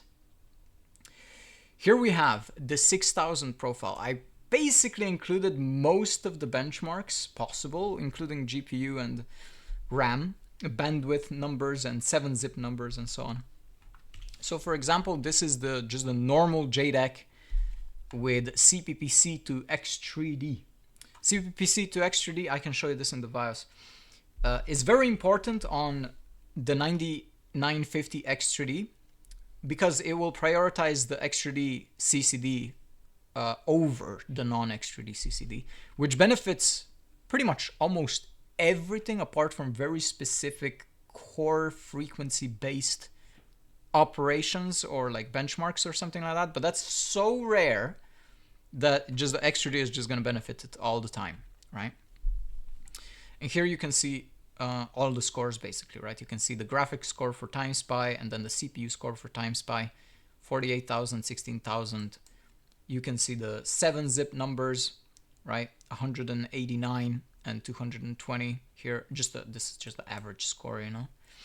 Then you have the Geekbench, 9,800 and 12,000. And then you have the memory score right here, 11,000, 10,000. This right here is Stockfish on the bottom, 33, I believe, million, if I'm not mistaken. Then you have some Y-Cruncher and I should say Benchmade stuff, right? 52 seconds and 220 seconds. Here you have the IDA, which basically replicates the test that we did before. HLBM, which is a cool benchmark. It stress tests single core and multi-core different algorithms. And then the memory as well. Then you have VT3 in the background right here. The score is 9.56. And you won't be able to see right here. This is 3D Mark 11. But you get graphics score 100,000, CPU score 40,000. And that's about it. Then we jump on to 6,000 with CPPC, right? You can see an immediate jump in TimeSpy. TimeSpy just jumps incredibly high, especially on the CPU. The CPU sees an insane difference, 16 to 21,000 and almost 22. With some additional tweaks, you could get it all the way up to like 26 and so on. But those are like more advanced stuff in the BIOS. 7-zip, you can also see a pretty large increase, right? 220 to 250 almost, and 190 to 230. We can see a jump from 9,000 to 10,700, 12,000, 125,000. My bad. Yeah, 121 and 125,000. But you can see the memory score, massive increase. That's somewhat thanks to the X3D, because the X3D, the benchmark is so old that it actually accounts for the X3D bandwidth. So that's why the score jumps so much. But you can see the multi-core score jumps by 40%. You can see we went in the Stockfish test, we went from 33 to 36. Then we see that in the Y-Cruncher test, we went from 52 to 37 seconds, and from 220 seconds to 155, which is also just ridiculous increases in performance. Then you have the IDA, which we ran earlier. We have the VT3 test, which is now 1.3, going from, well, 0.9, right? 0.9 to 1.3, that's perfect. And then you have the 3D Mark 11 in the background. You can see right here, 78,000, or is it? Yeah, 72,000 to 78. And then you can see the actual scores, 106 from 103. So the GPU score went up, and the CPU score also went up by almost 20%. Almost 20%. Not quite, but almost. So quite a large increase. Now, then I have the 8,000 numbers here. This is the 8,000 screenshot, as you can see the speed right here, right? Some of the scores went slightly up. I believe some of the scores actually went down, if I'm not mistaken. No, never mind. Everything went up. Ah, the 3D Mark went down a little bit. Why did it go down? Ah, because of the GPU score, right? But apart from that, yeah, apart from that, pretty much everything went up from 6,000 to 8,000. TimeSpy went up, Geekbench went up, 7-zip went up, even Stockfish went up. Y-Cruncher loves it, of course. Yeah, so that's the last thing that I was testing on this, essentially. Right, and then I have the non-extrude and some stress tests, some 8,000 stress tests right here. You can see 45 minutes with 3D load in the background at 8,000. There you go. And then I also have a VT3, half an hour of VT3 right here. All stable at 8,000, but this is with GDM on. So I await for the newer BIOSes to actually give me the GDM option to get a better idea what this board is actually capable of in terms of that. Should I switch to the 9850X 3D? That's the question. Before that, actually, I'm curious what this thing is capable of if I do this.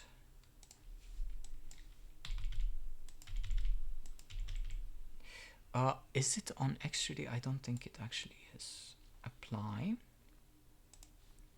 PBO. I'll just go straight 31. Should be able to do it. Has no GDM? Not yet. Not yet. It's very early for colorful AM5 on like this kind of platform, you know, extreme single DPC board and everything, right? It's very, very early into their BIOS production. So that's gonna come eventually.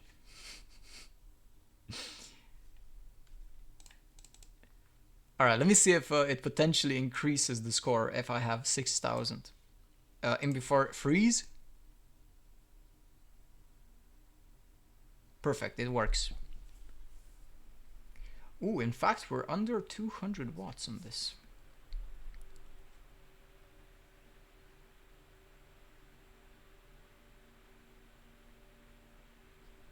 It did almost 45,000. That's crazy.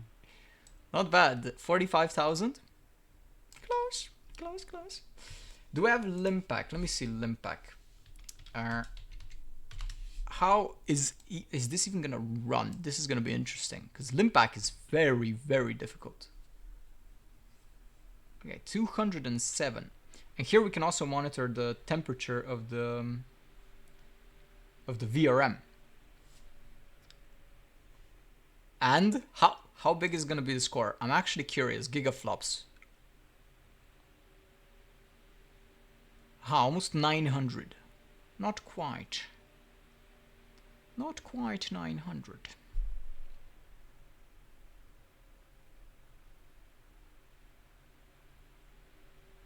There it is.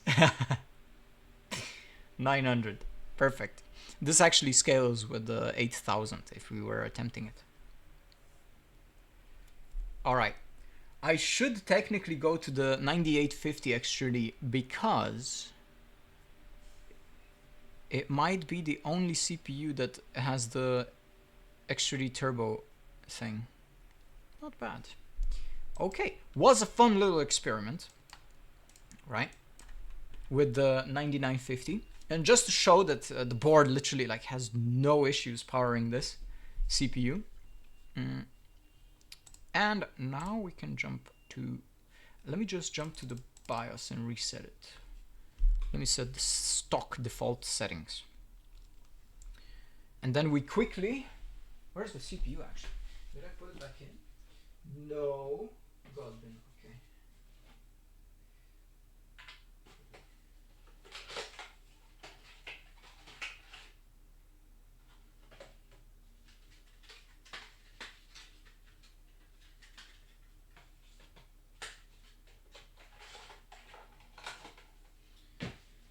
There we go, that's our CPU.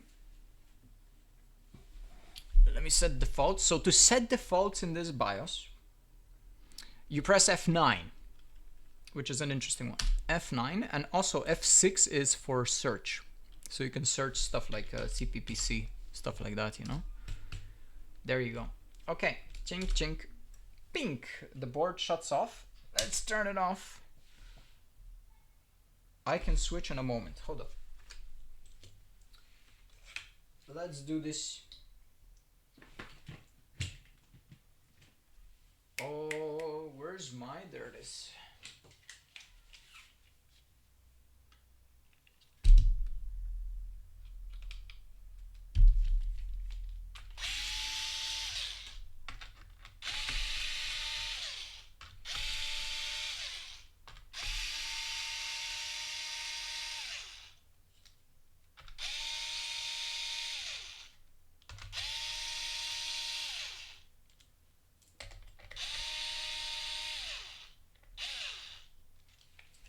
I just had the dumbest idea. I thought of just downloading COD Modern Warfare 4. The problem is their beta servers are only open on weekend, so I can't play it today. I cannot play it today, bro. What a shame. That would be fun, I think. Like actually see the FPS numbers of COD. Brand new one as well. So... but, alas, we will have to...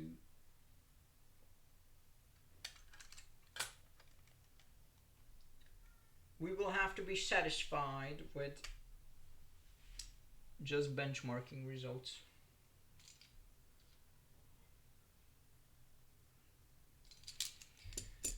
There we go.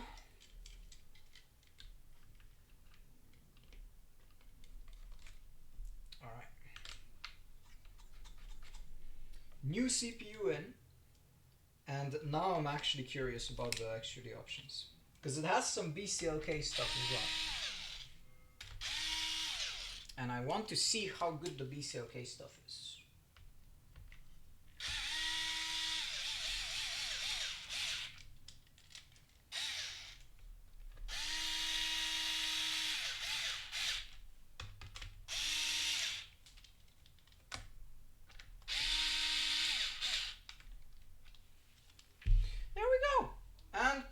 Boom. Yo.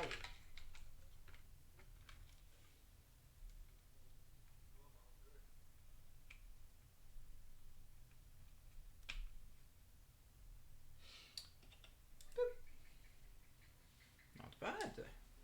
Let me put this back in its original box. Yes, the original box.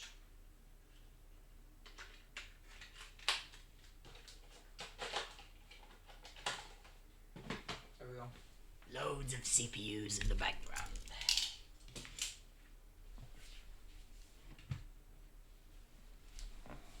Oh yeah. What? Oh, you need to CMOS the board when you pull out the CPU?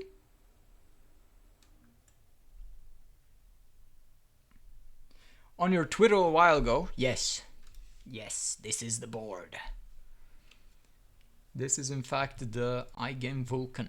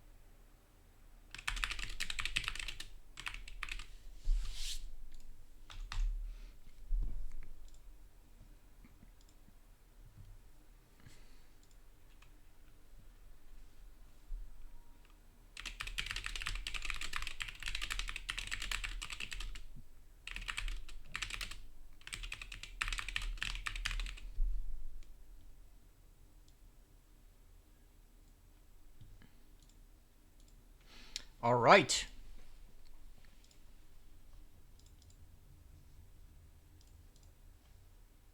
There we go.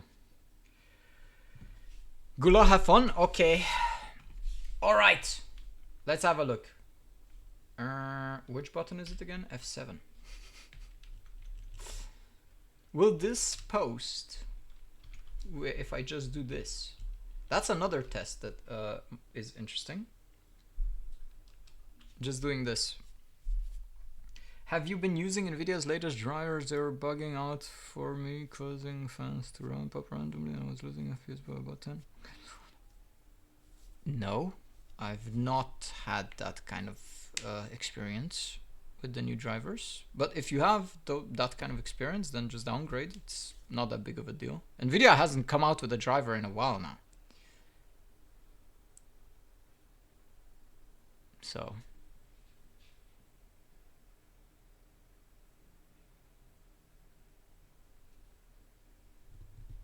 all right, so this post, perfect. Do we have the X3D turbo option? We do, in fact, finally, and the chat is covering the option. But there's some stuff missing. There's some BCLK stuff missing. It's Turbo 1 BCLK something something, and wow, okay. I guess that comes in a later version of the BIOS. I would want to believe at least.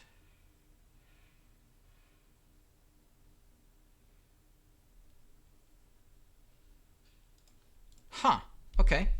So no BCLK option for this. Unless, wait, is that tested on a different one? Oh, it doesn't say. Is that tested on a 9800?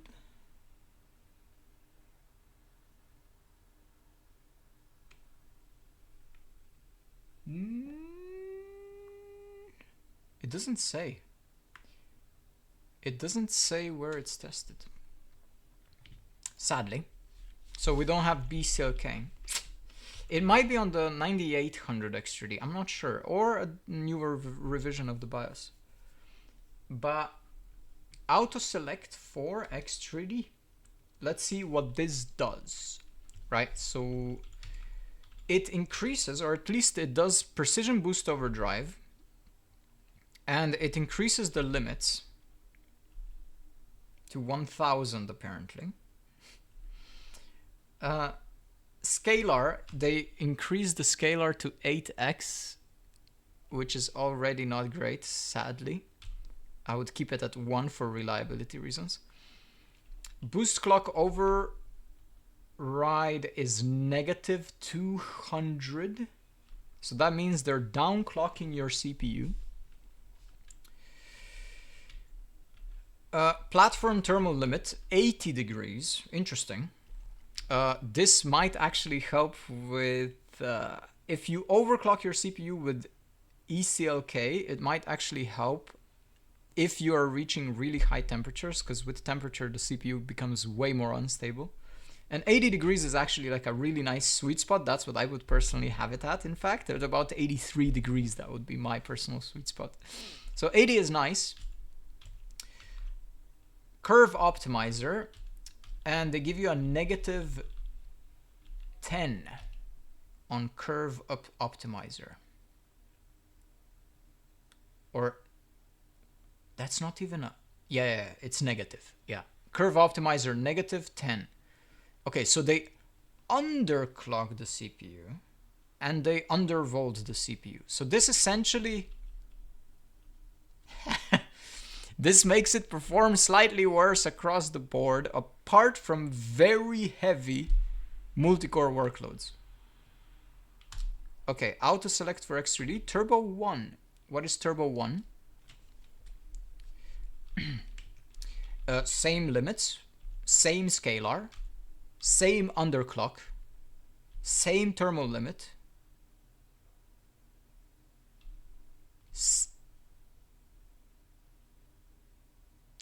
It did not change. Okay.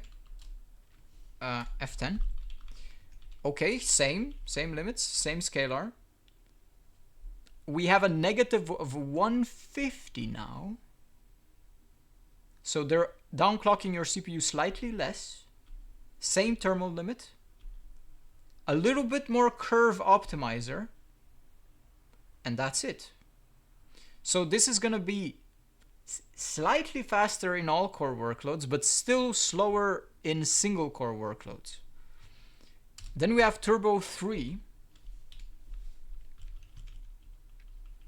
Same. We have 100 now. And we have curve optimizer minus 10. So less than before. And then 4.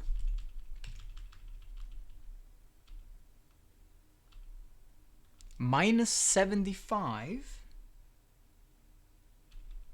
And curve optimizer minus 25. So they're still downclocking your CPU. And they're undervolting it. Now, this is an interesting part. It's actually really difficult to undervolt your CPU 9850 specifically. Reliably undervolt your 9850 with curve optimizer because it's reaching such high frequencies. And even a -5 CO might not be reliable, all like, let's say daily stable, when you're doing everything on it. So like you have 2 monitors and you're like streaming on one side and gaming on the other side. When you're really putting the stress to the CPU, it might actually not be reliable because of the frequency. So them reducing the frequency by 75 megahertz, which arguably you're not really gonna feel, that's a very tiny decrease in frequency. In fact, it's what, like 1%, slightly over 1.5%, right? It's a tiny reduction in frequency, but a worthwhile decrease in frequency for stability reasons. If you're going to be doing a CO like this, right? CO minus 25. But let's try it out. So let's load up a... Am I at 6,000 right now? Yes. Okay, so let's try a Turbo 4. Is there anything else? No. There is nothing else. Okay. Send it. Why is it called platform thermal throttle limit?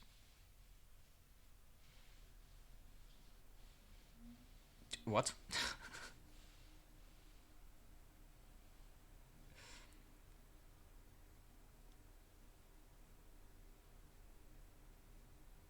Look at it again. Okay.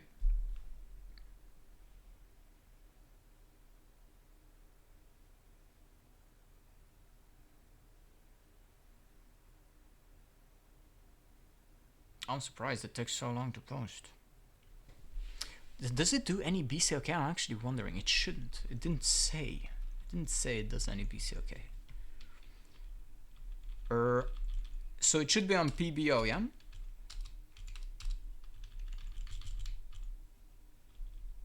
$75!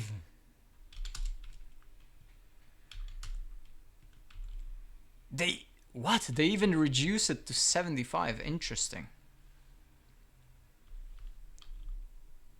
So what's the issue here? What's the issue?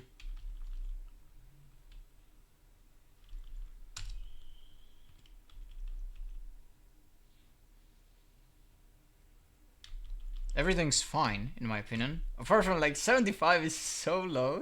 You were talking frequency, but it was changing the temperature limit. No.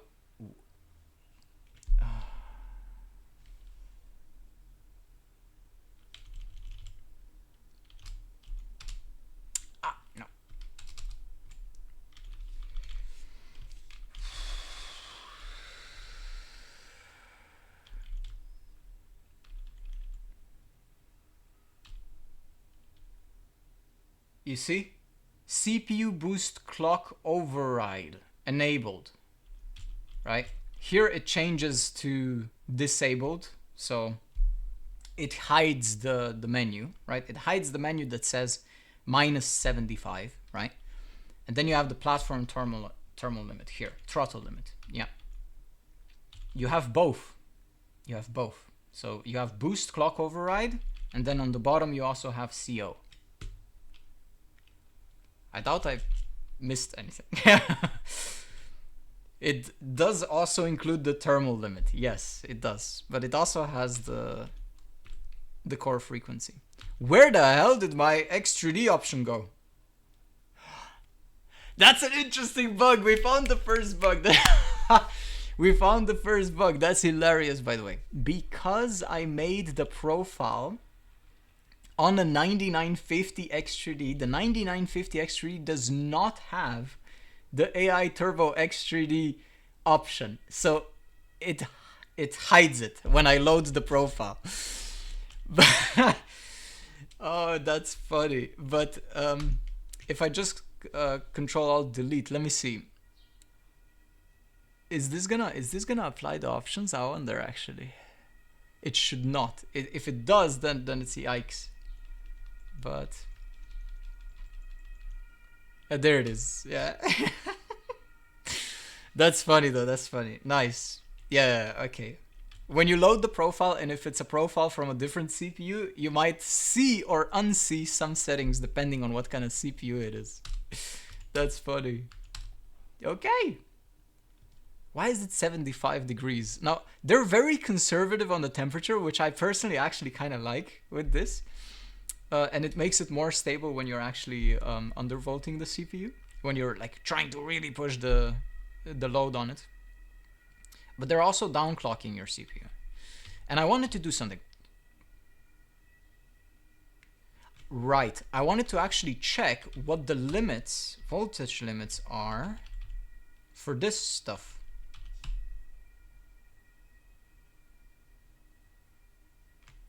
.5, that's crazy, bro. VDD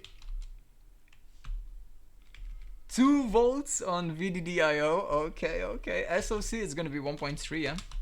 Yeah, 1.3 limit. Oh, that's funny. 1.65 on VDDGs. Invalid.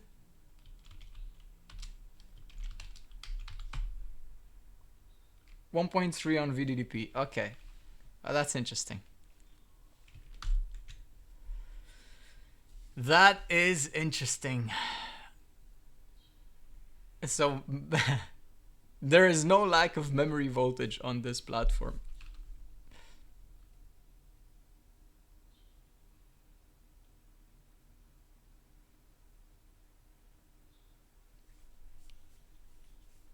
Also, what mem frequency would you run on Zen 3? Upgrading a friend's PC for 55? I would just do the core clock offset of 200. That's it. And maybe like a slight undervolt or something like that. Let's say -9 CO on it. I wouldn't all core overclock it because it will degrade it. It will actually degrade that CPU. But keep scalar at 1. Don't run it at higher than 1. Right? Like this sadly does. For example, you can see it here, right? You can see the 1000 watts, right? And then you can see the scalar 8, which I personally am not a fan of.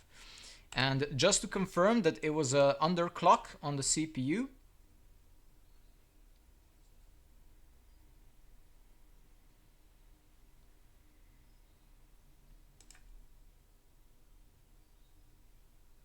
What? Let me see.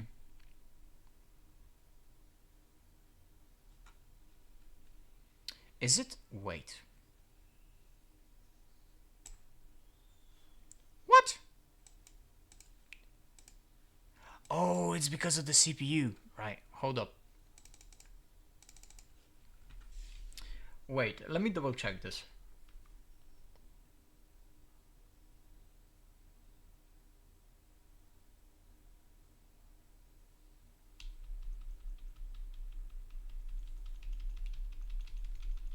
Hold on. I mean, what? Wait.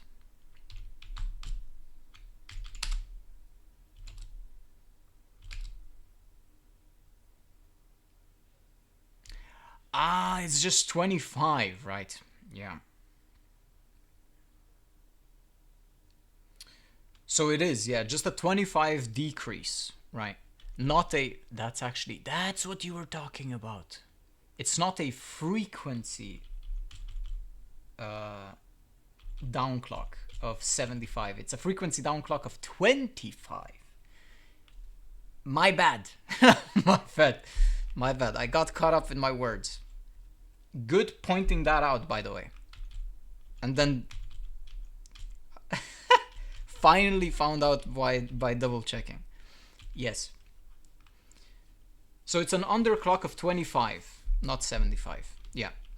So slight underclock still, and 75 on the thermal limit. Okay, okay, that's much clearer now. Much clearer.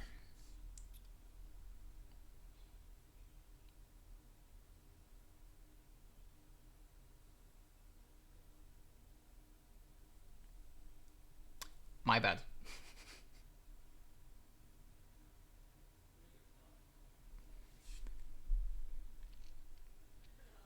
So that decrease in frequency would actually, it would probably not even matter because your CO is so high that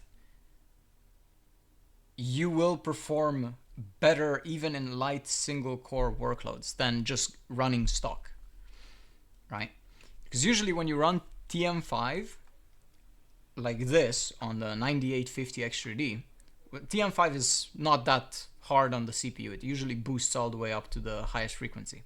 But 9850 doesn't quite do that. 9850 kind of like clocks out at about like 5.55 or so and hovers around that. If you undervolt it, it will basically boost all the way to, yeah, exactly.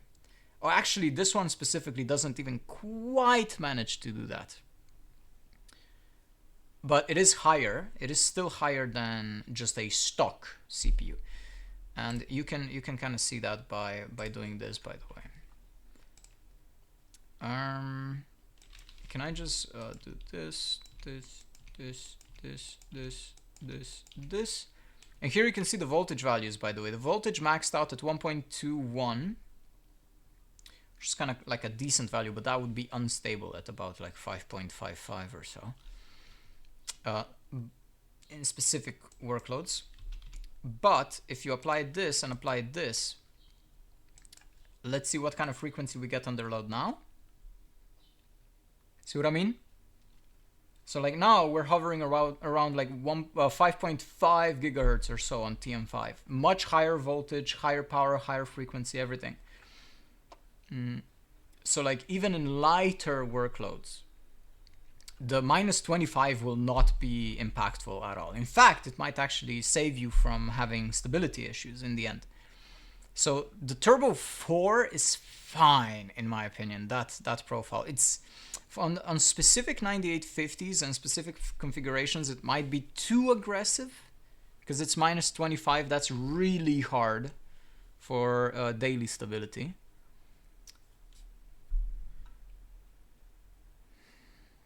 But yeah, no BCLK options yet.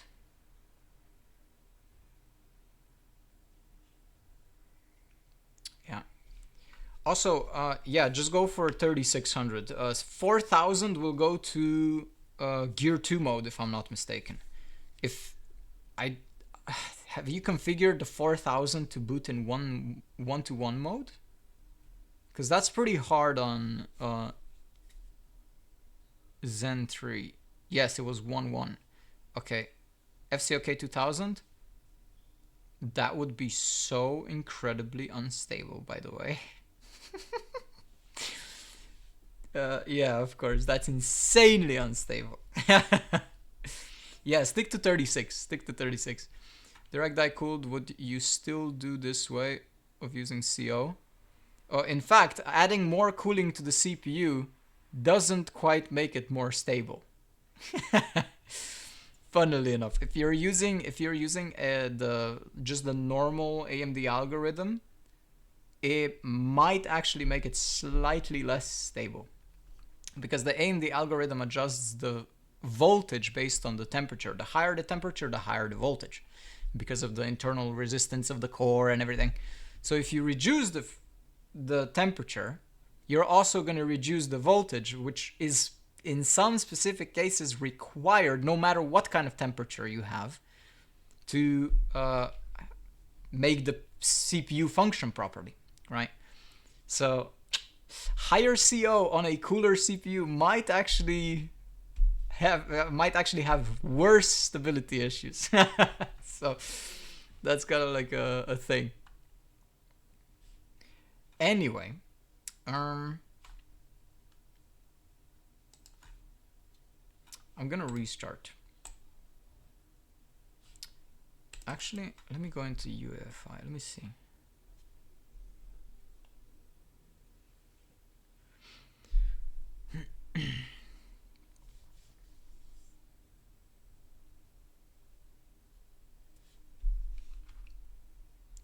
Precision boost.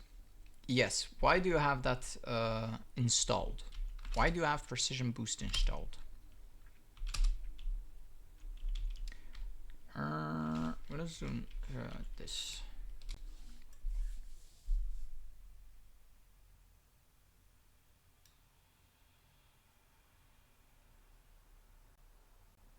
Or do you mean the software or just the precision boost as a feature? Boost algorithm? Ah, I see.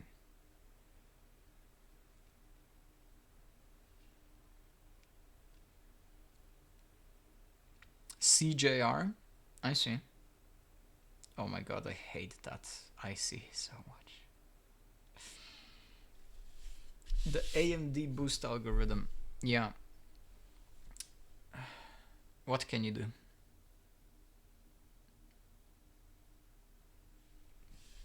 If you work with it, it's fine. But you can't just expect it to do great things on its own. It will not.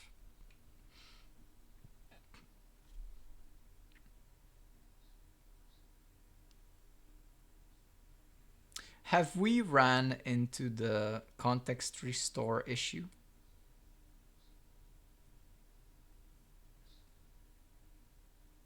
Or CPU instability? So this might show you like the general. What happened? Oh, we're in. Why is it so slow? Oh my god, that was slow. Jesus. Okay. It seems like we've not run into an issue. Okay, cool.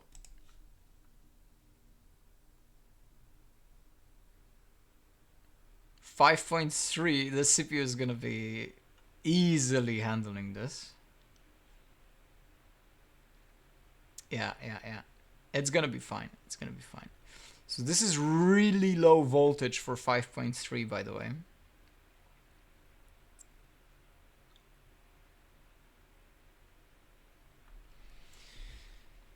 Interesting.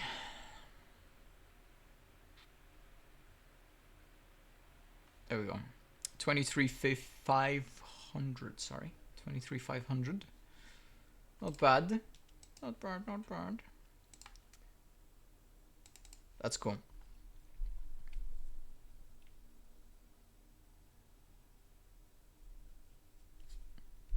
So we're 2 hours in. I see, I see. Let me attempt an 8400.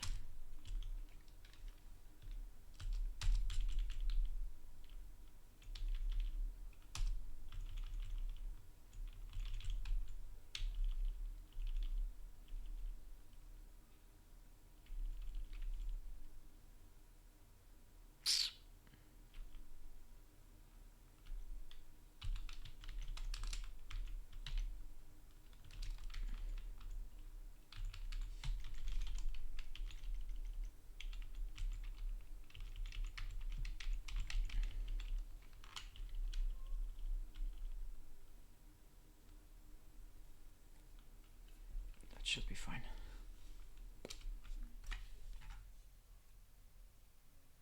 Wait. I think yes. Hold on. I'll double check something. Also, Gear 2 makes it post slightly slower.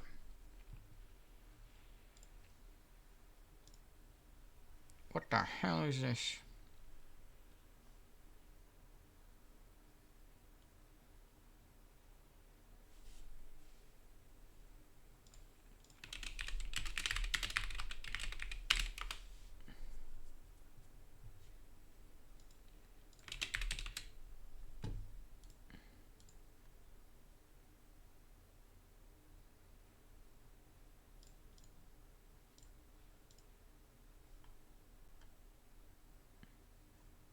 Quite a bit longer, in fact.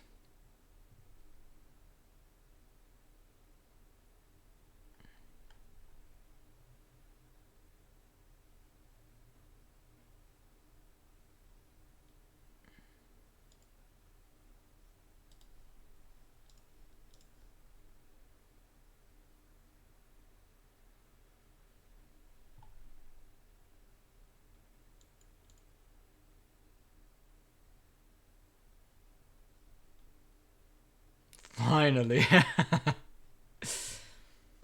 Let me see.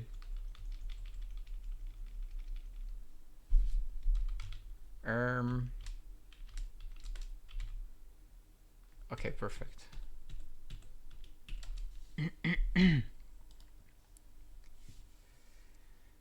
Oh yeah.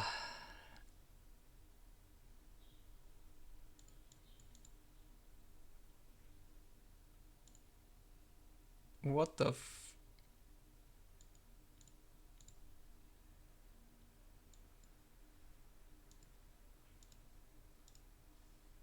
There we go.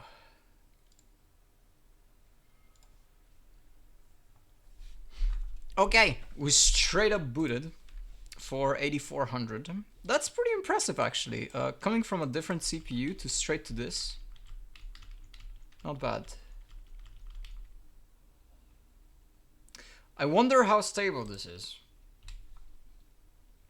I don't have much hope, considering what I saw on the 9950 actually, but I know that that one is definitely not as capable as this one.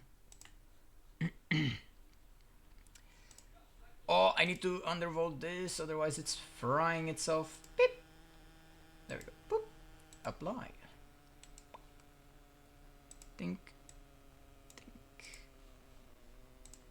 Alright, expect an explosion, by the way.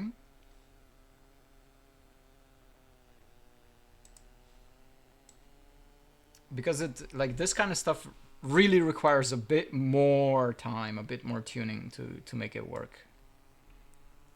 It's not quite that easy, but GDM might be taking care of a lot of stuff.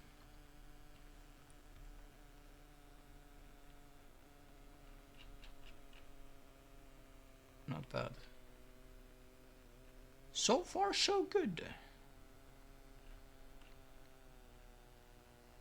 GPU's chillin'.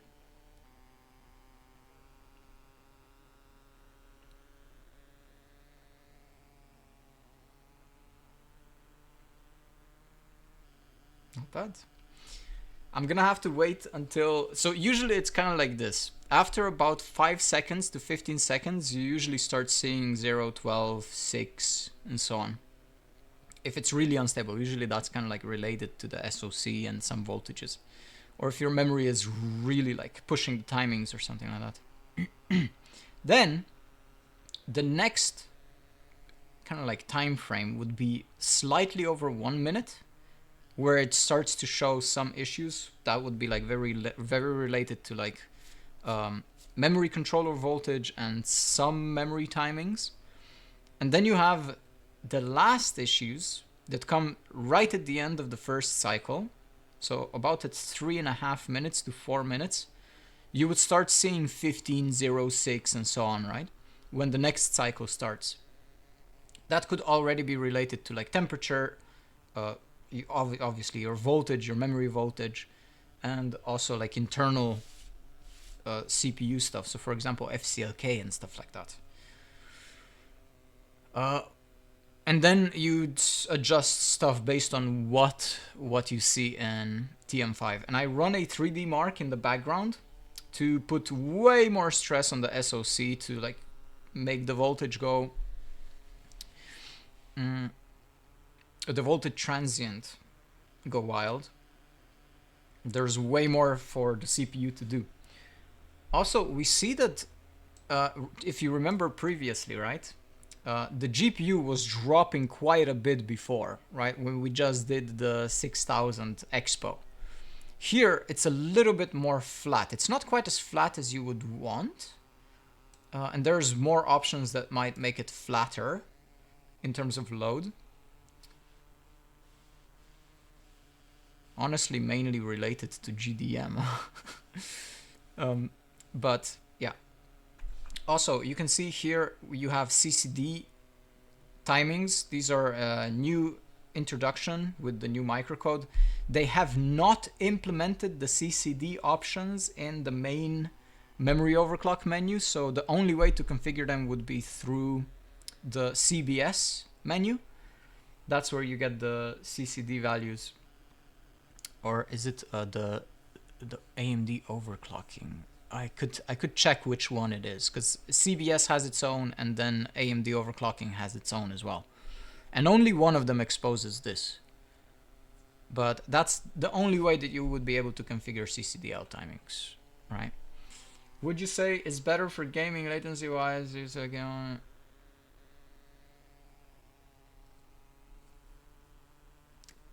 about the same.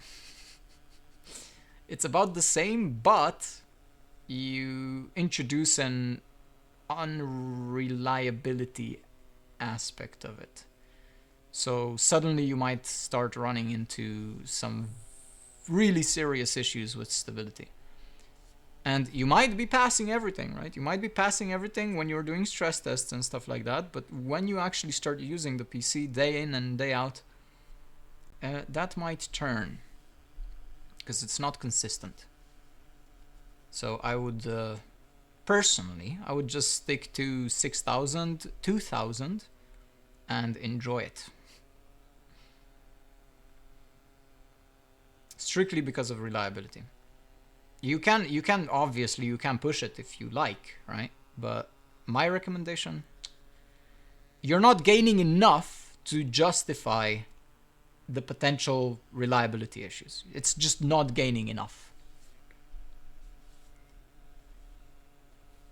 If it was a massive gain, however, if it was like a, let's say, a complete game changer, let's say you would gain freaking 20% FPS with from 6000 to 8000 or something like that, then you might argue, yeah, I kind of want those 20% more FPS or something like that. But it's not 20%. In fact, it's like 3%. Best case scenario, it's like 3%. No, we have an error. Okay, so here we go into the termination side of things. In fact, I might already see what the problem is.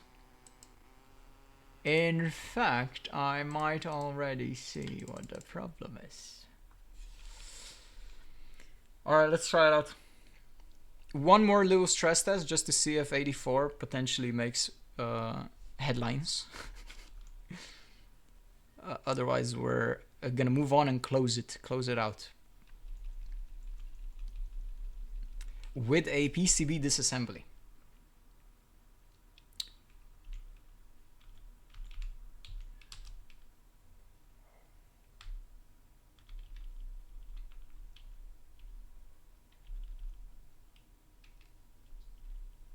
That should be fine. I mean, realistically, yeah, that should be fine. Brrr.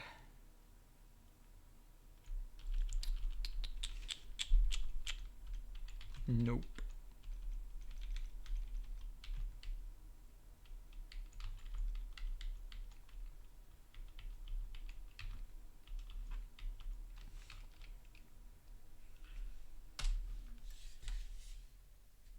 That's fine. Actually,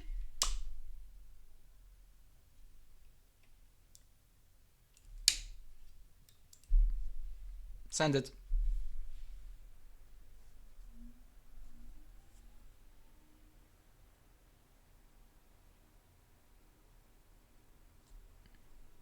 Oh no, this is gonna take a while again. Ah, wait, I didn't disable context restore, which is bad because this is gonna probably take some of the values from the previous one. We'll see.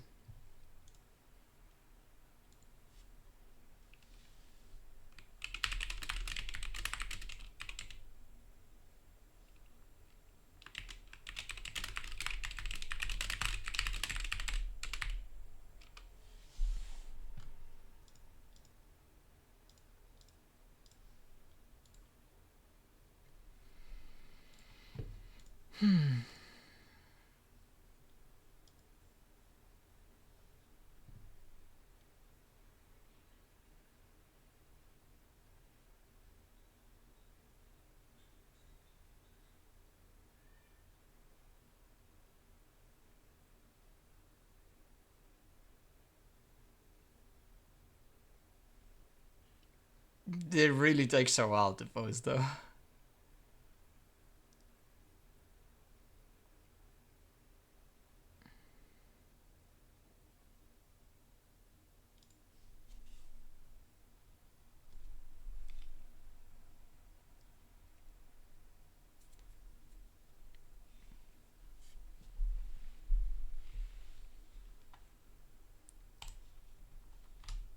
One more time.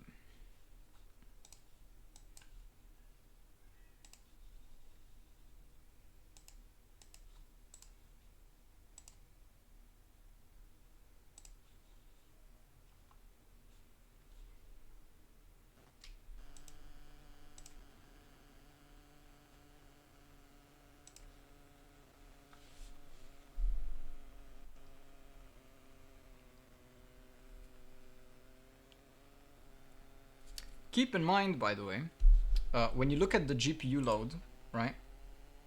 When you look at this, right, while you're running a memory stress test, one thing to note is if you're losing GPU utilization, it might also indicate that you're erroring out, right? That's also one thing. If you see it like this, it indicates that you're potentially a little bit more stable.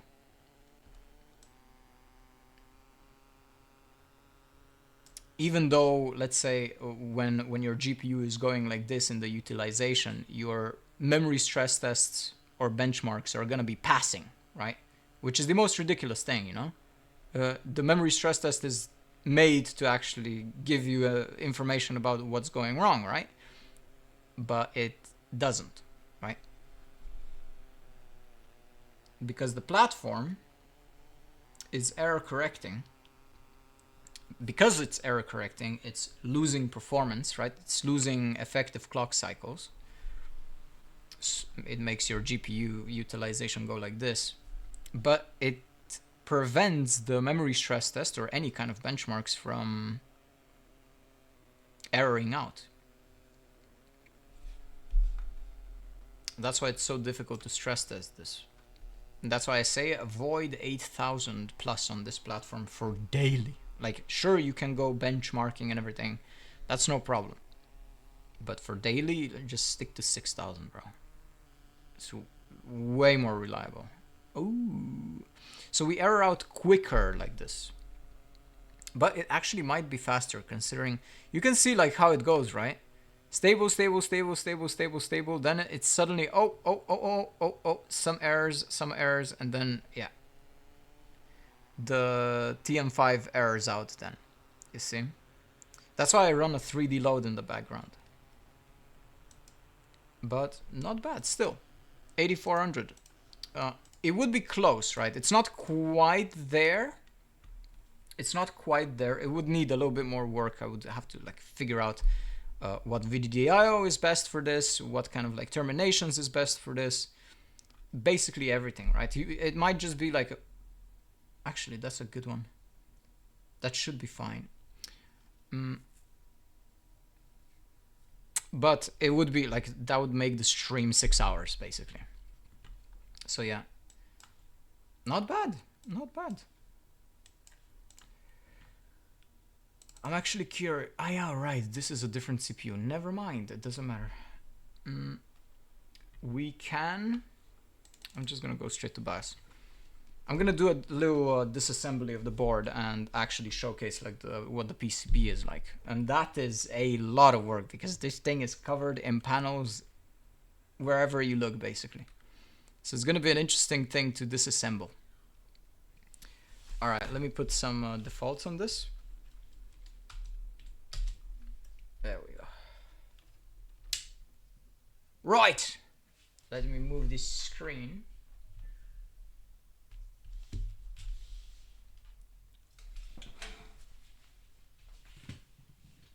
Let me put this full screen. Pink, pink, pink. Hello.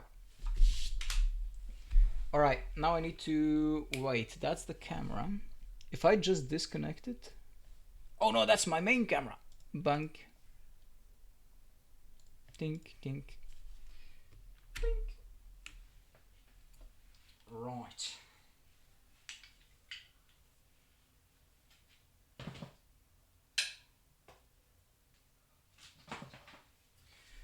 All right, let me move you. So you're gonna see the the board. Wait. Yeah. Yeah. Yeah. There we go. Boop. There we go. That was the setup. The little setup. We can remove this cable now.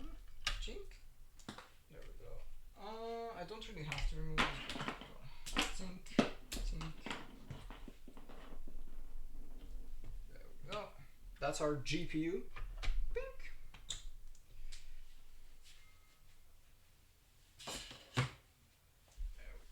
I had a little fan on the RAM. There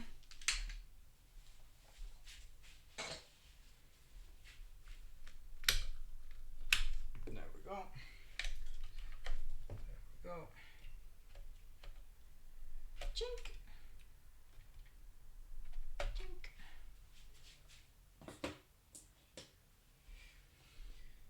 Right, SSD. Think. I'm very curious actually about the PCB of this. Where is this?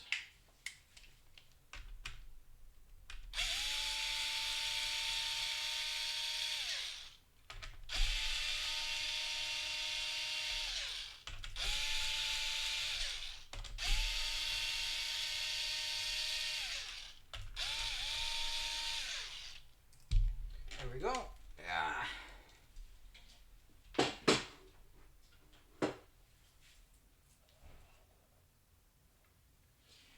There's one thing that I did not mention and was saving it for the PCB overview, and that is the drilling process that they're doing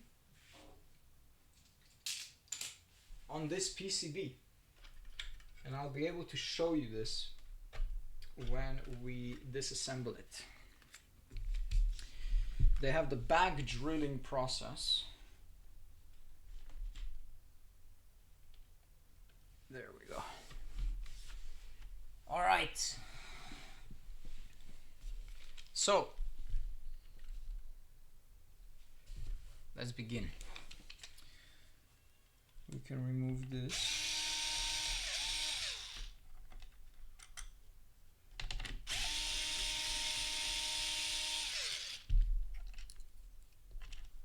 There we go. I can just move it here. There's the space right here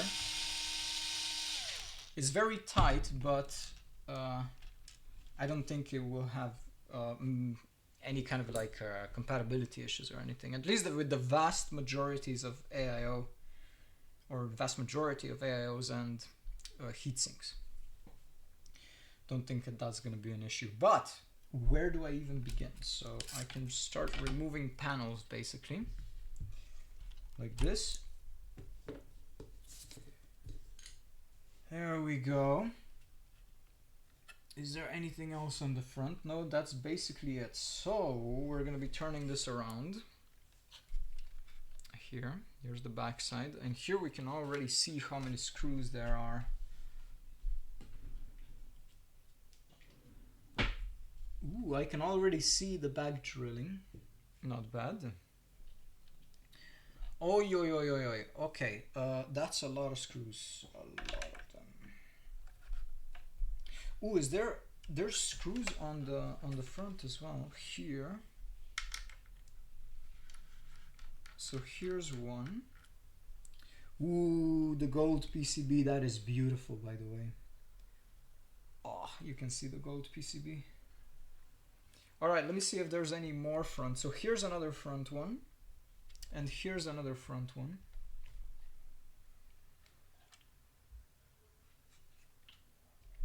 Here is a heatsink one.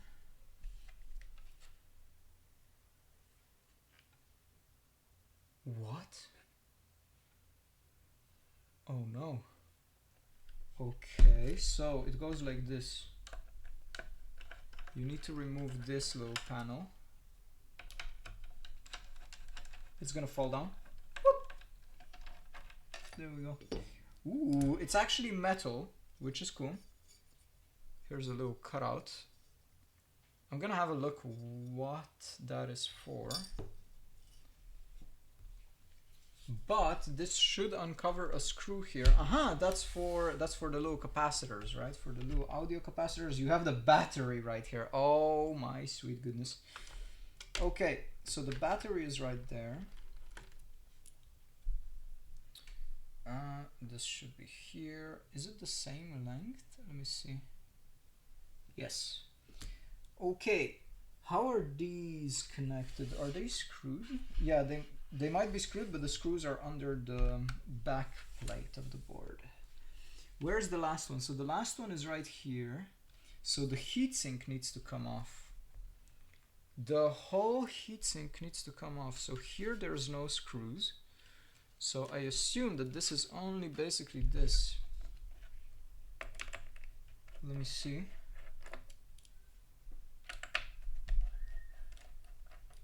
Come on.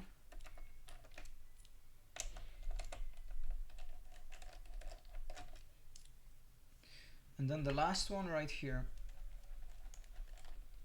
Ooh, this one's special.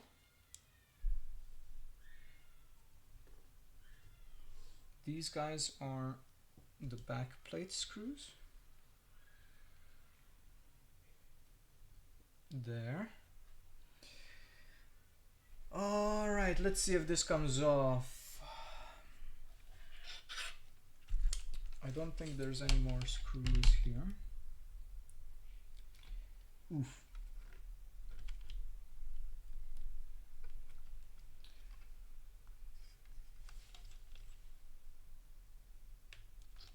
Will this come off? Oh yeah, it does. Yeah. Yay, we got it. Oh, there's a cable. Okay. There's a little cable. Come on, get off. Where's the latch? Here's the latch. Ah, there you go. Ooh, okay. So we can see the thermal pads. They cover beautifully, by the way. They beautifully cover everything. Not bad. Absolutely gorgeous work on the thermal pads, by the way. Very consistent. Exactly where you want them. Very soft as well. Not bad. And it's a full finned heatsink. Here's your little LED connector. Yeah, beautiful job on the heatsink actually. One of the best ones I've seen. Okay, so there we go. One next screw. It looks like they put caps on the back instead of the... Yes, yes. Instead of having the caps in the front, they put them in the back. I'll show you. So this is another front screw. There we go. I need to mark them. I need to mark them because otherwise I might forget marking.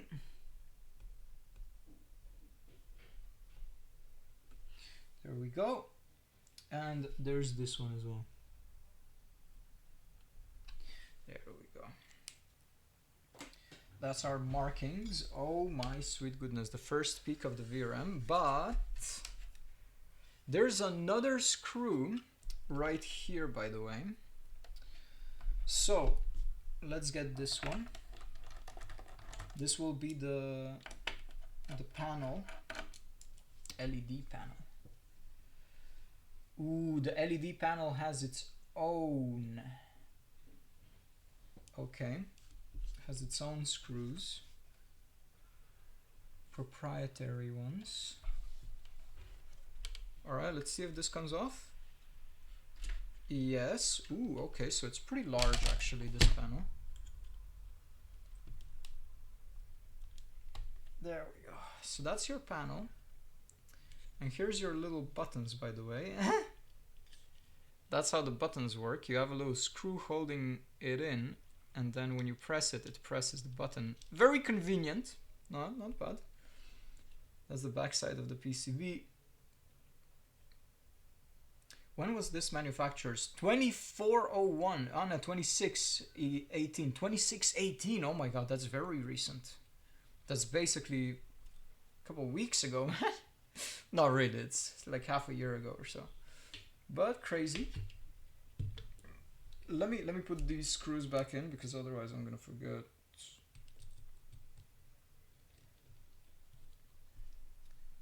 Because they are proprietary screws.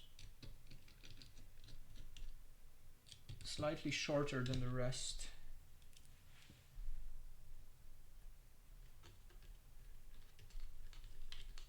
There we go. Okay, so that uncovers this part of the board, which is very, very clean, by the way.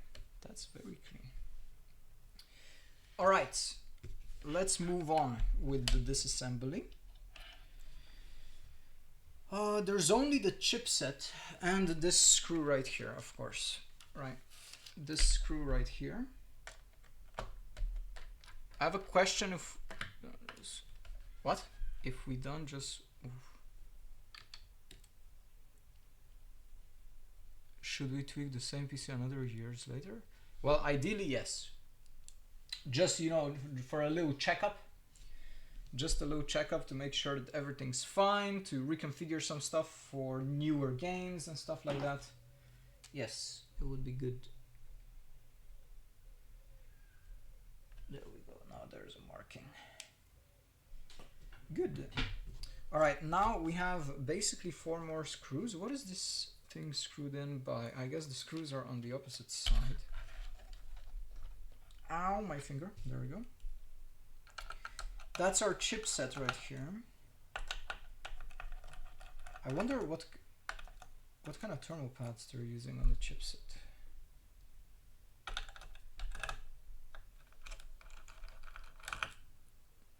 I should really screw these guys into the heatsink so I don't mess them up.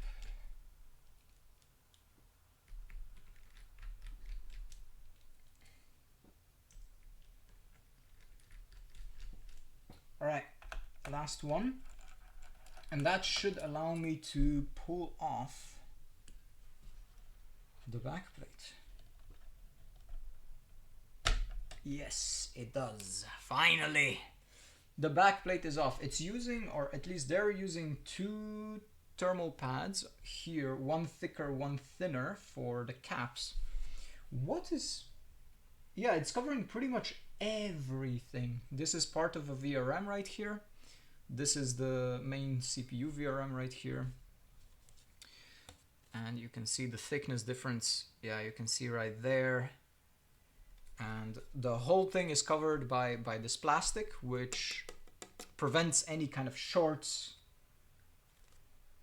No backside chipset thermal pads, which is a bit of an oversight, to be honest. They could have used two little thermal pads on the backside right here and like cut out the plastic, right? Cut out the plastic, put thermal pads on. It would make contact with the chipset. It would help cool, and it would help the chipset have like more support from the backside, you know? But that's kind of like a tiny oversight. Not that big of a deal. And now let me see if I can pull off the chipset heatsink. Let's see. Yes. Okay, so the the pads actually stay on the chipsets. Let me see if I can pull this off without breaking it. If I'm gonna start breaking it, then beautiful. Beautiful. Very good thermal pads on the chipsets. And also good mounting pressure on the chipsets, because thermal pads, they are high thermal conductivity. The problem is they're very thick. So if you squeeze them like this, the amount of surface area that they have to, or at least the heat has to travel to reach the heatsink is very thin, right? See how much it's, oh, it makes a face. It makes a little face. Oh, face. There you go. Funny. This is for this little connector right here, which honestly, I don't know what it's for. They maybe were attempting to do like a RGB heatsink thing or something like that with this connector, because it seems like PCH LED. Yeah, it's called PCH LED, but they don't use it. That's interesting. Okay, so we're uncovering some features that are have been left behind. Interesting. That's cool. PCH LED. There was supposed to be like an LED on the chipset, but they abandoned the idea, I guess. That's cool. That's cool. Funny. Okay. Well, let's dig deeper, because we haven't finished yet. That's crazy. We haven't finished yet with this. Let me just put the screws back into the heatsink.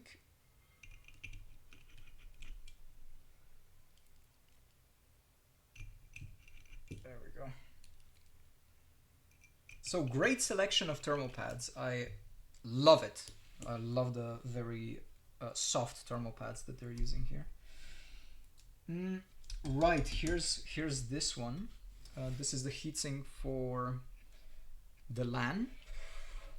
Let me remove this right here.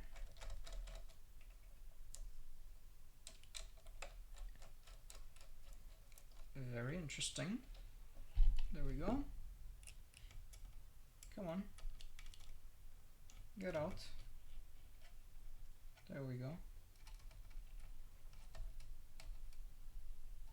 There we go. Now we start seeing some ICs and some filtering on the back side. Ooh, a BIOS. At least it looks like a BIOS chip. But it might just be related to the some of the other stuffs like the LAN or stuff like that. So let's pull this off. Full disassembly, bro. There we go. Now it's gonna fall off. Bonk. There we go. Oh, wow. Okay, so they cut the thermal pad perfectly for the LAN, by the way. Look at that thermal pad. Oh my god. Beautiful, actually. That covers exactly the LAN or NIC, right? Beautiful cutout. You can already see the gold PCB right here. Jesus. That is beautiful. Okay, so let me mark these guys, because these guys are for the LAN, so I don't miss them.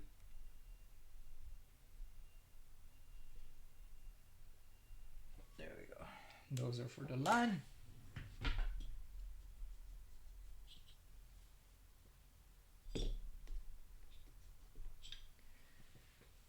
What's next? We have the M.2 heatsinks and then the actual CPU cover. Does this thing also come off? It does.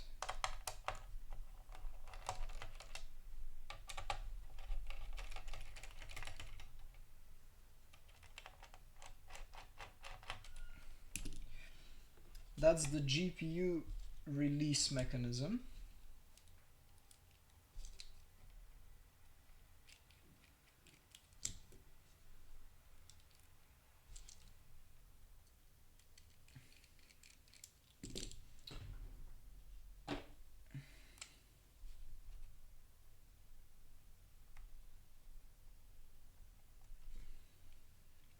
There we go. That's the GPU release mechanism.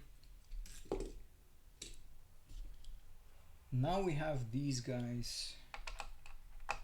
Also, okay, so that's the latch right there. Let me grab my big screwdriver for this. What is this also the latch? Yeah, I think it is. This is gonna fall. We need to see the whole PCB. I'm very interested.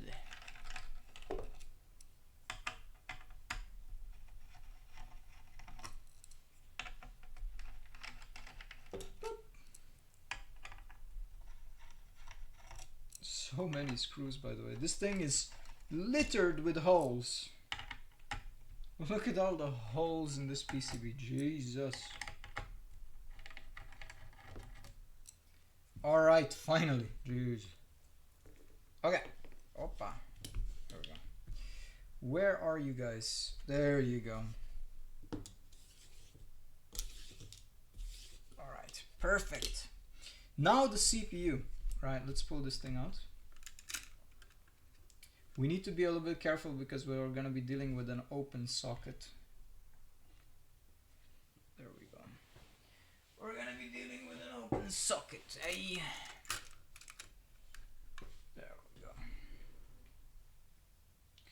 Oh, where's my... That's a good question. Where did I... There it is.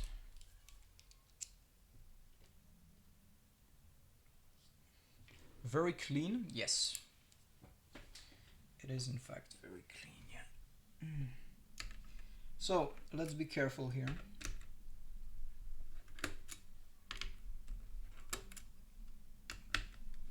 Because this is the only sample that I'm gonna get. Okay. And I move it like that because, as you can see, I'm using little washers on the back side. I did this, right? I put these washers on because it helps the CPU not bend, right? It improves the contact and makes it not bend. And it also helps the whole socket not bend under the pressure. And this is the final piece. There we go. We have the whole motherboard in front of us. The whole MOBO. Without any heatsink, without anything. Beautiful thing. Honestly, I would prefer to use it like this if it was me, without the heatsinks, because you have like these gold aspects around it. And obviously you would not need any kind of heatsink on the VRM. It's just the VRM is just so crazy. The only part where you're gonna need the heatsink is the chipsets, of course, but I don't mind that because it is actually a fairly aesthetic heatsink right here, right? So not bad. And that's it. You have the two BIOSes right here. Interesting position for the BIOSes, where the BIOS switch is actually down all the way down here. I wonder. Okay, so this is a PCI Express switch. I wonder where the eCLK is. I would want to believe that the eCLK is actually this. Here's some input capacitance for 2 rails. So these guys are probably responsible for powering the chipsets. All right, so let's have a little walk around. Of course, the VRM, let me shine this on top of it. Now, sadly, this makes the picture yellow, but it's the only way that the camera can handle white and black. As you can see, like it really struggles otherwise. I would need a different light for these kind of shots. So let's have a look. These are the power stages. They claim 110 amp power stages right here. Would have to verify this, by the way. There we go. That's the wrong way up, by the way. R22090004. That's the name of the power stage. Let me turn it around like this. There it is.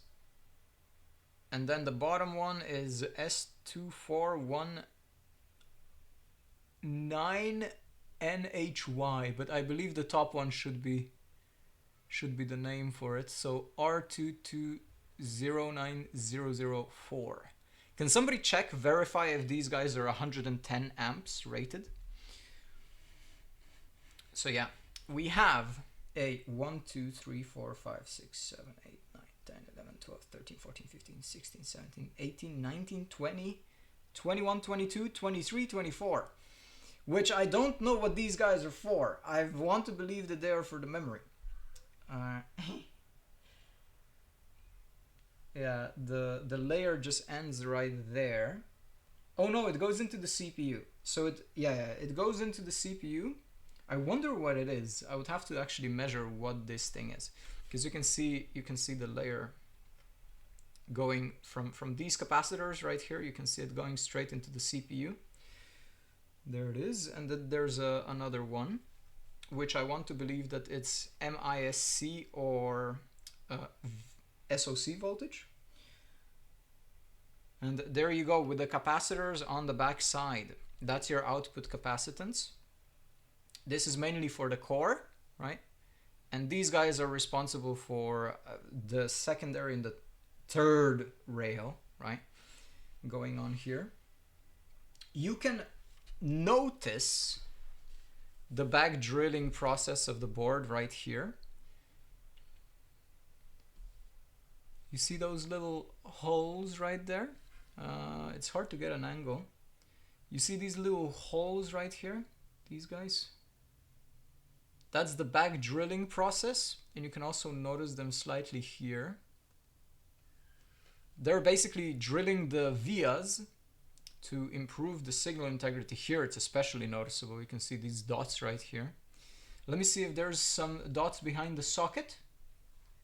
Ooh, it doesn't seem like there is, in fact. It's hard to tell, but I don't think there are. You can see the little holes, but that's just the vias, the normal vias.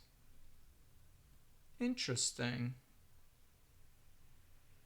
Unlike some of the other boards, specifically like Gigabyte, where you would see that there is also like some holes in the backside of the socket. Yeah, so that's the backside of the socket.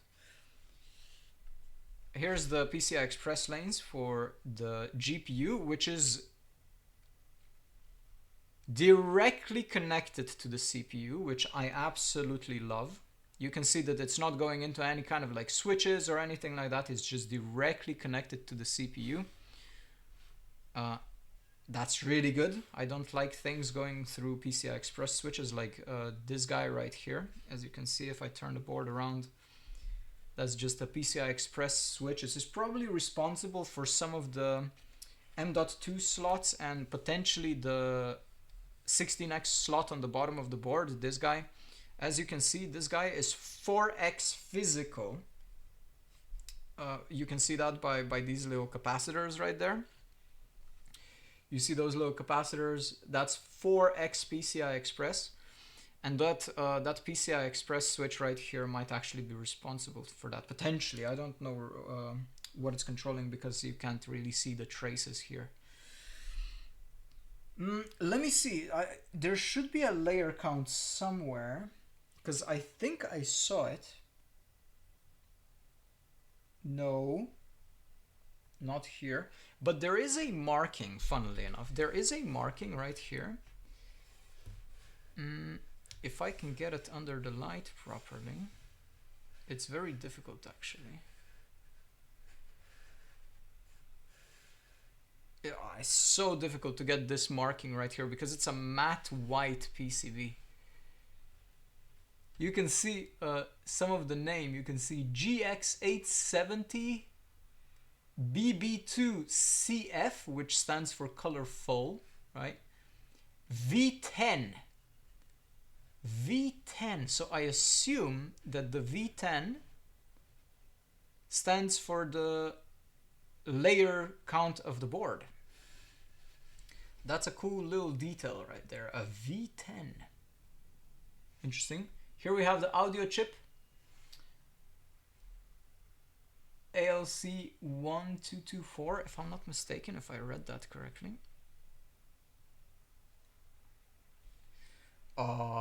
This camera is so sad in terms of close-up shots for the board. I would have to actually use my little Brio camera. That's way better for this. There's another PCI Express switch right here, right next to the VRM, funnily enough. That could be responsible for this one. There's loads of ICs. There's just ICs everywhere. There's Realtek. Wait, this is not LAN. Never mind. This is not LAN. What is this? No, it is. Wait, what is Realtek? Ah, wait, no, it can't be. I have to check what this Realtek here, right, is specifically.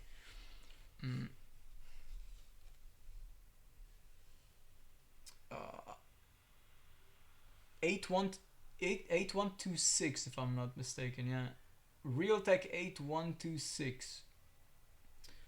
I have to check what that one is specifically. So in terms of like the VRM, you have input filtering right here with just normal capacitors and no like SMD capacitance on the backside apart from like the MLCCs right on the power stages. And then the output is basically this and some of the MLCCs on the front. Yeah, the memory topology you can't see. It's under a ground layer, and you can also see that the backside is also under a ground layer. So you can't see the traces. But yeah, just loads of ICs.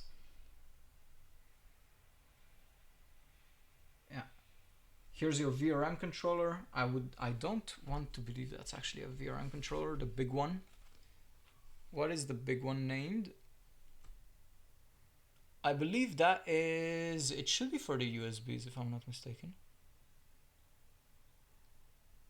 GL3. Oh, this one might be, this one might be USB. Yeah. This one is a USB type C. This guy right here.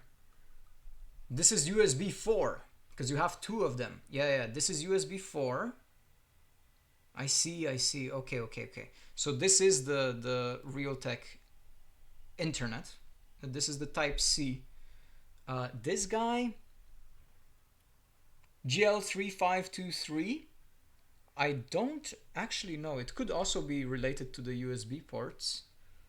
And then you have the VRM controller right here. Ah, it's really hard, dude. I should have used my little Brio camera.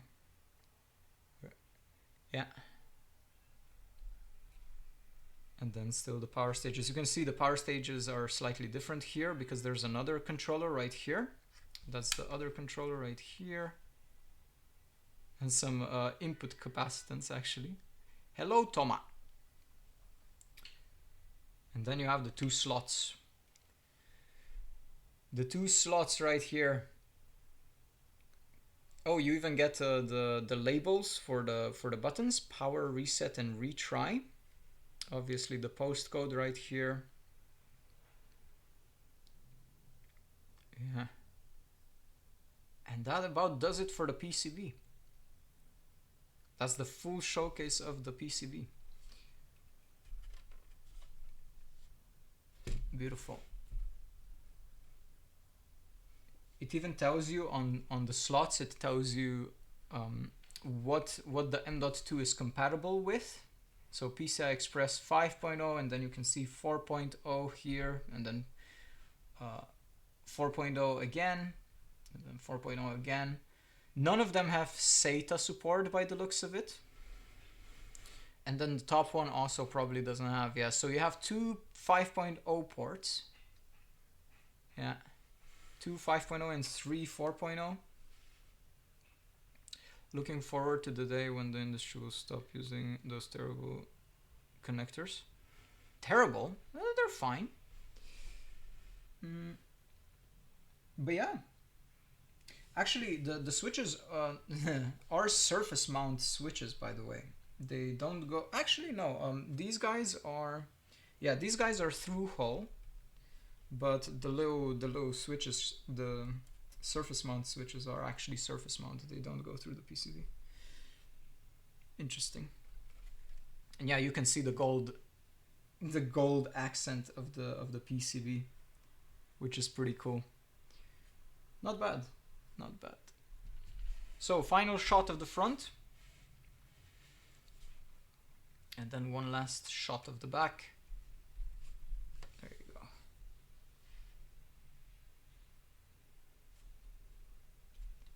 That does it.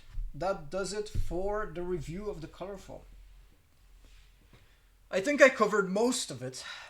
At least what is interesting and what is notable about it. But yeah. Guys. Let me... Baka. There you go. Guys. That about does it for this one. And my closing thoughts on the board is... There are great things to come with this board, especially when it comes to the BIOS side. The BIOS side is the most lacking thing, but it's only been a little bit of time since Colorful came into more of like the enthusiast AM5 market and started doing this, right? One DPC or single DPC AM5 boards, right? So there's loads that this board will be able to do. But not quite yet. Not quite yet. It's not quite there yet. But overall, a very impressive step forward for Colorful. But yeah, that does it. Thank you for watching. Thank you for listening. And I'll see you in the next one. Ciao, ciao.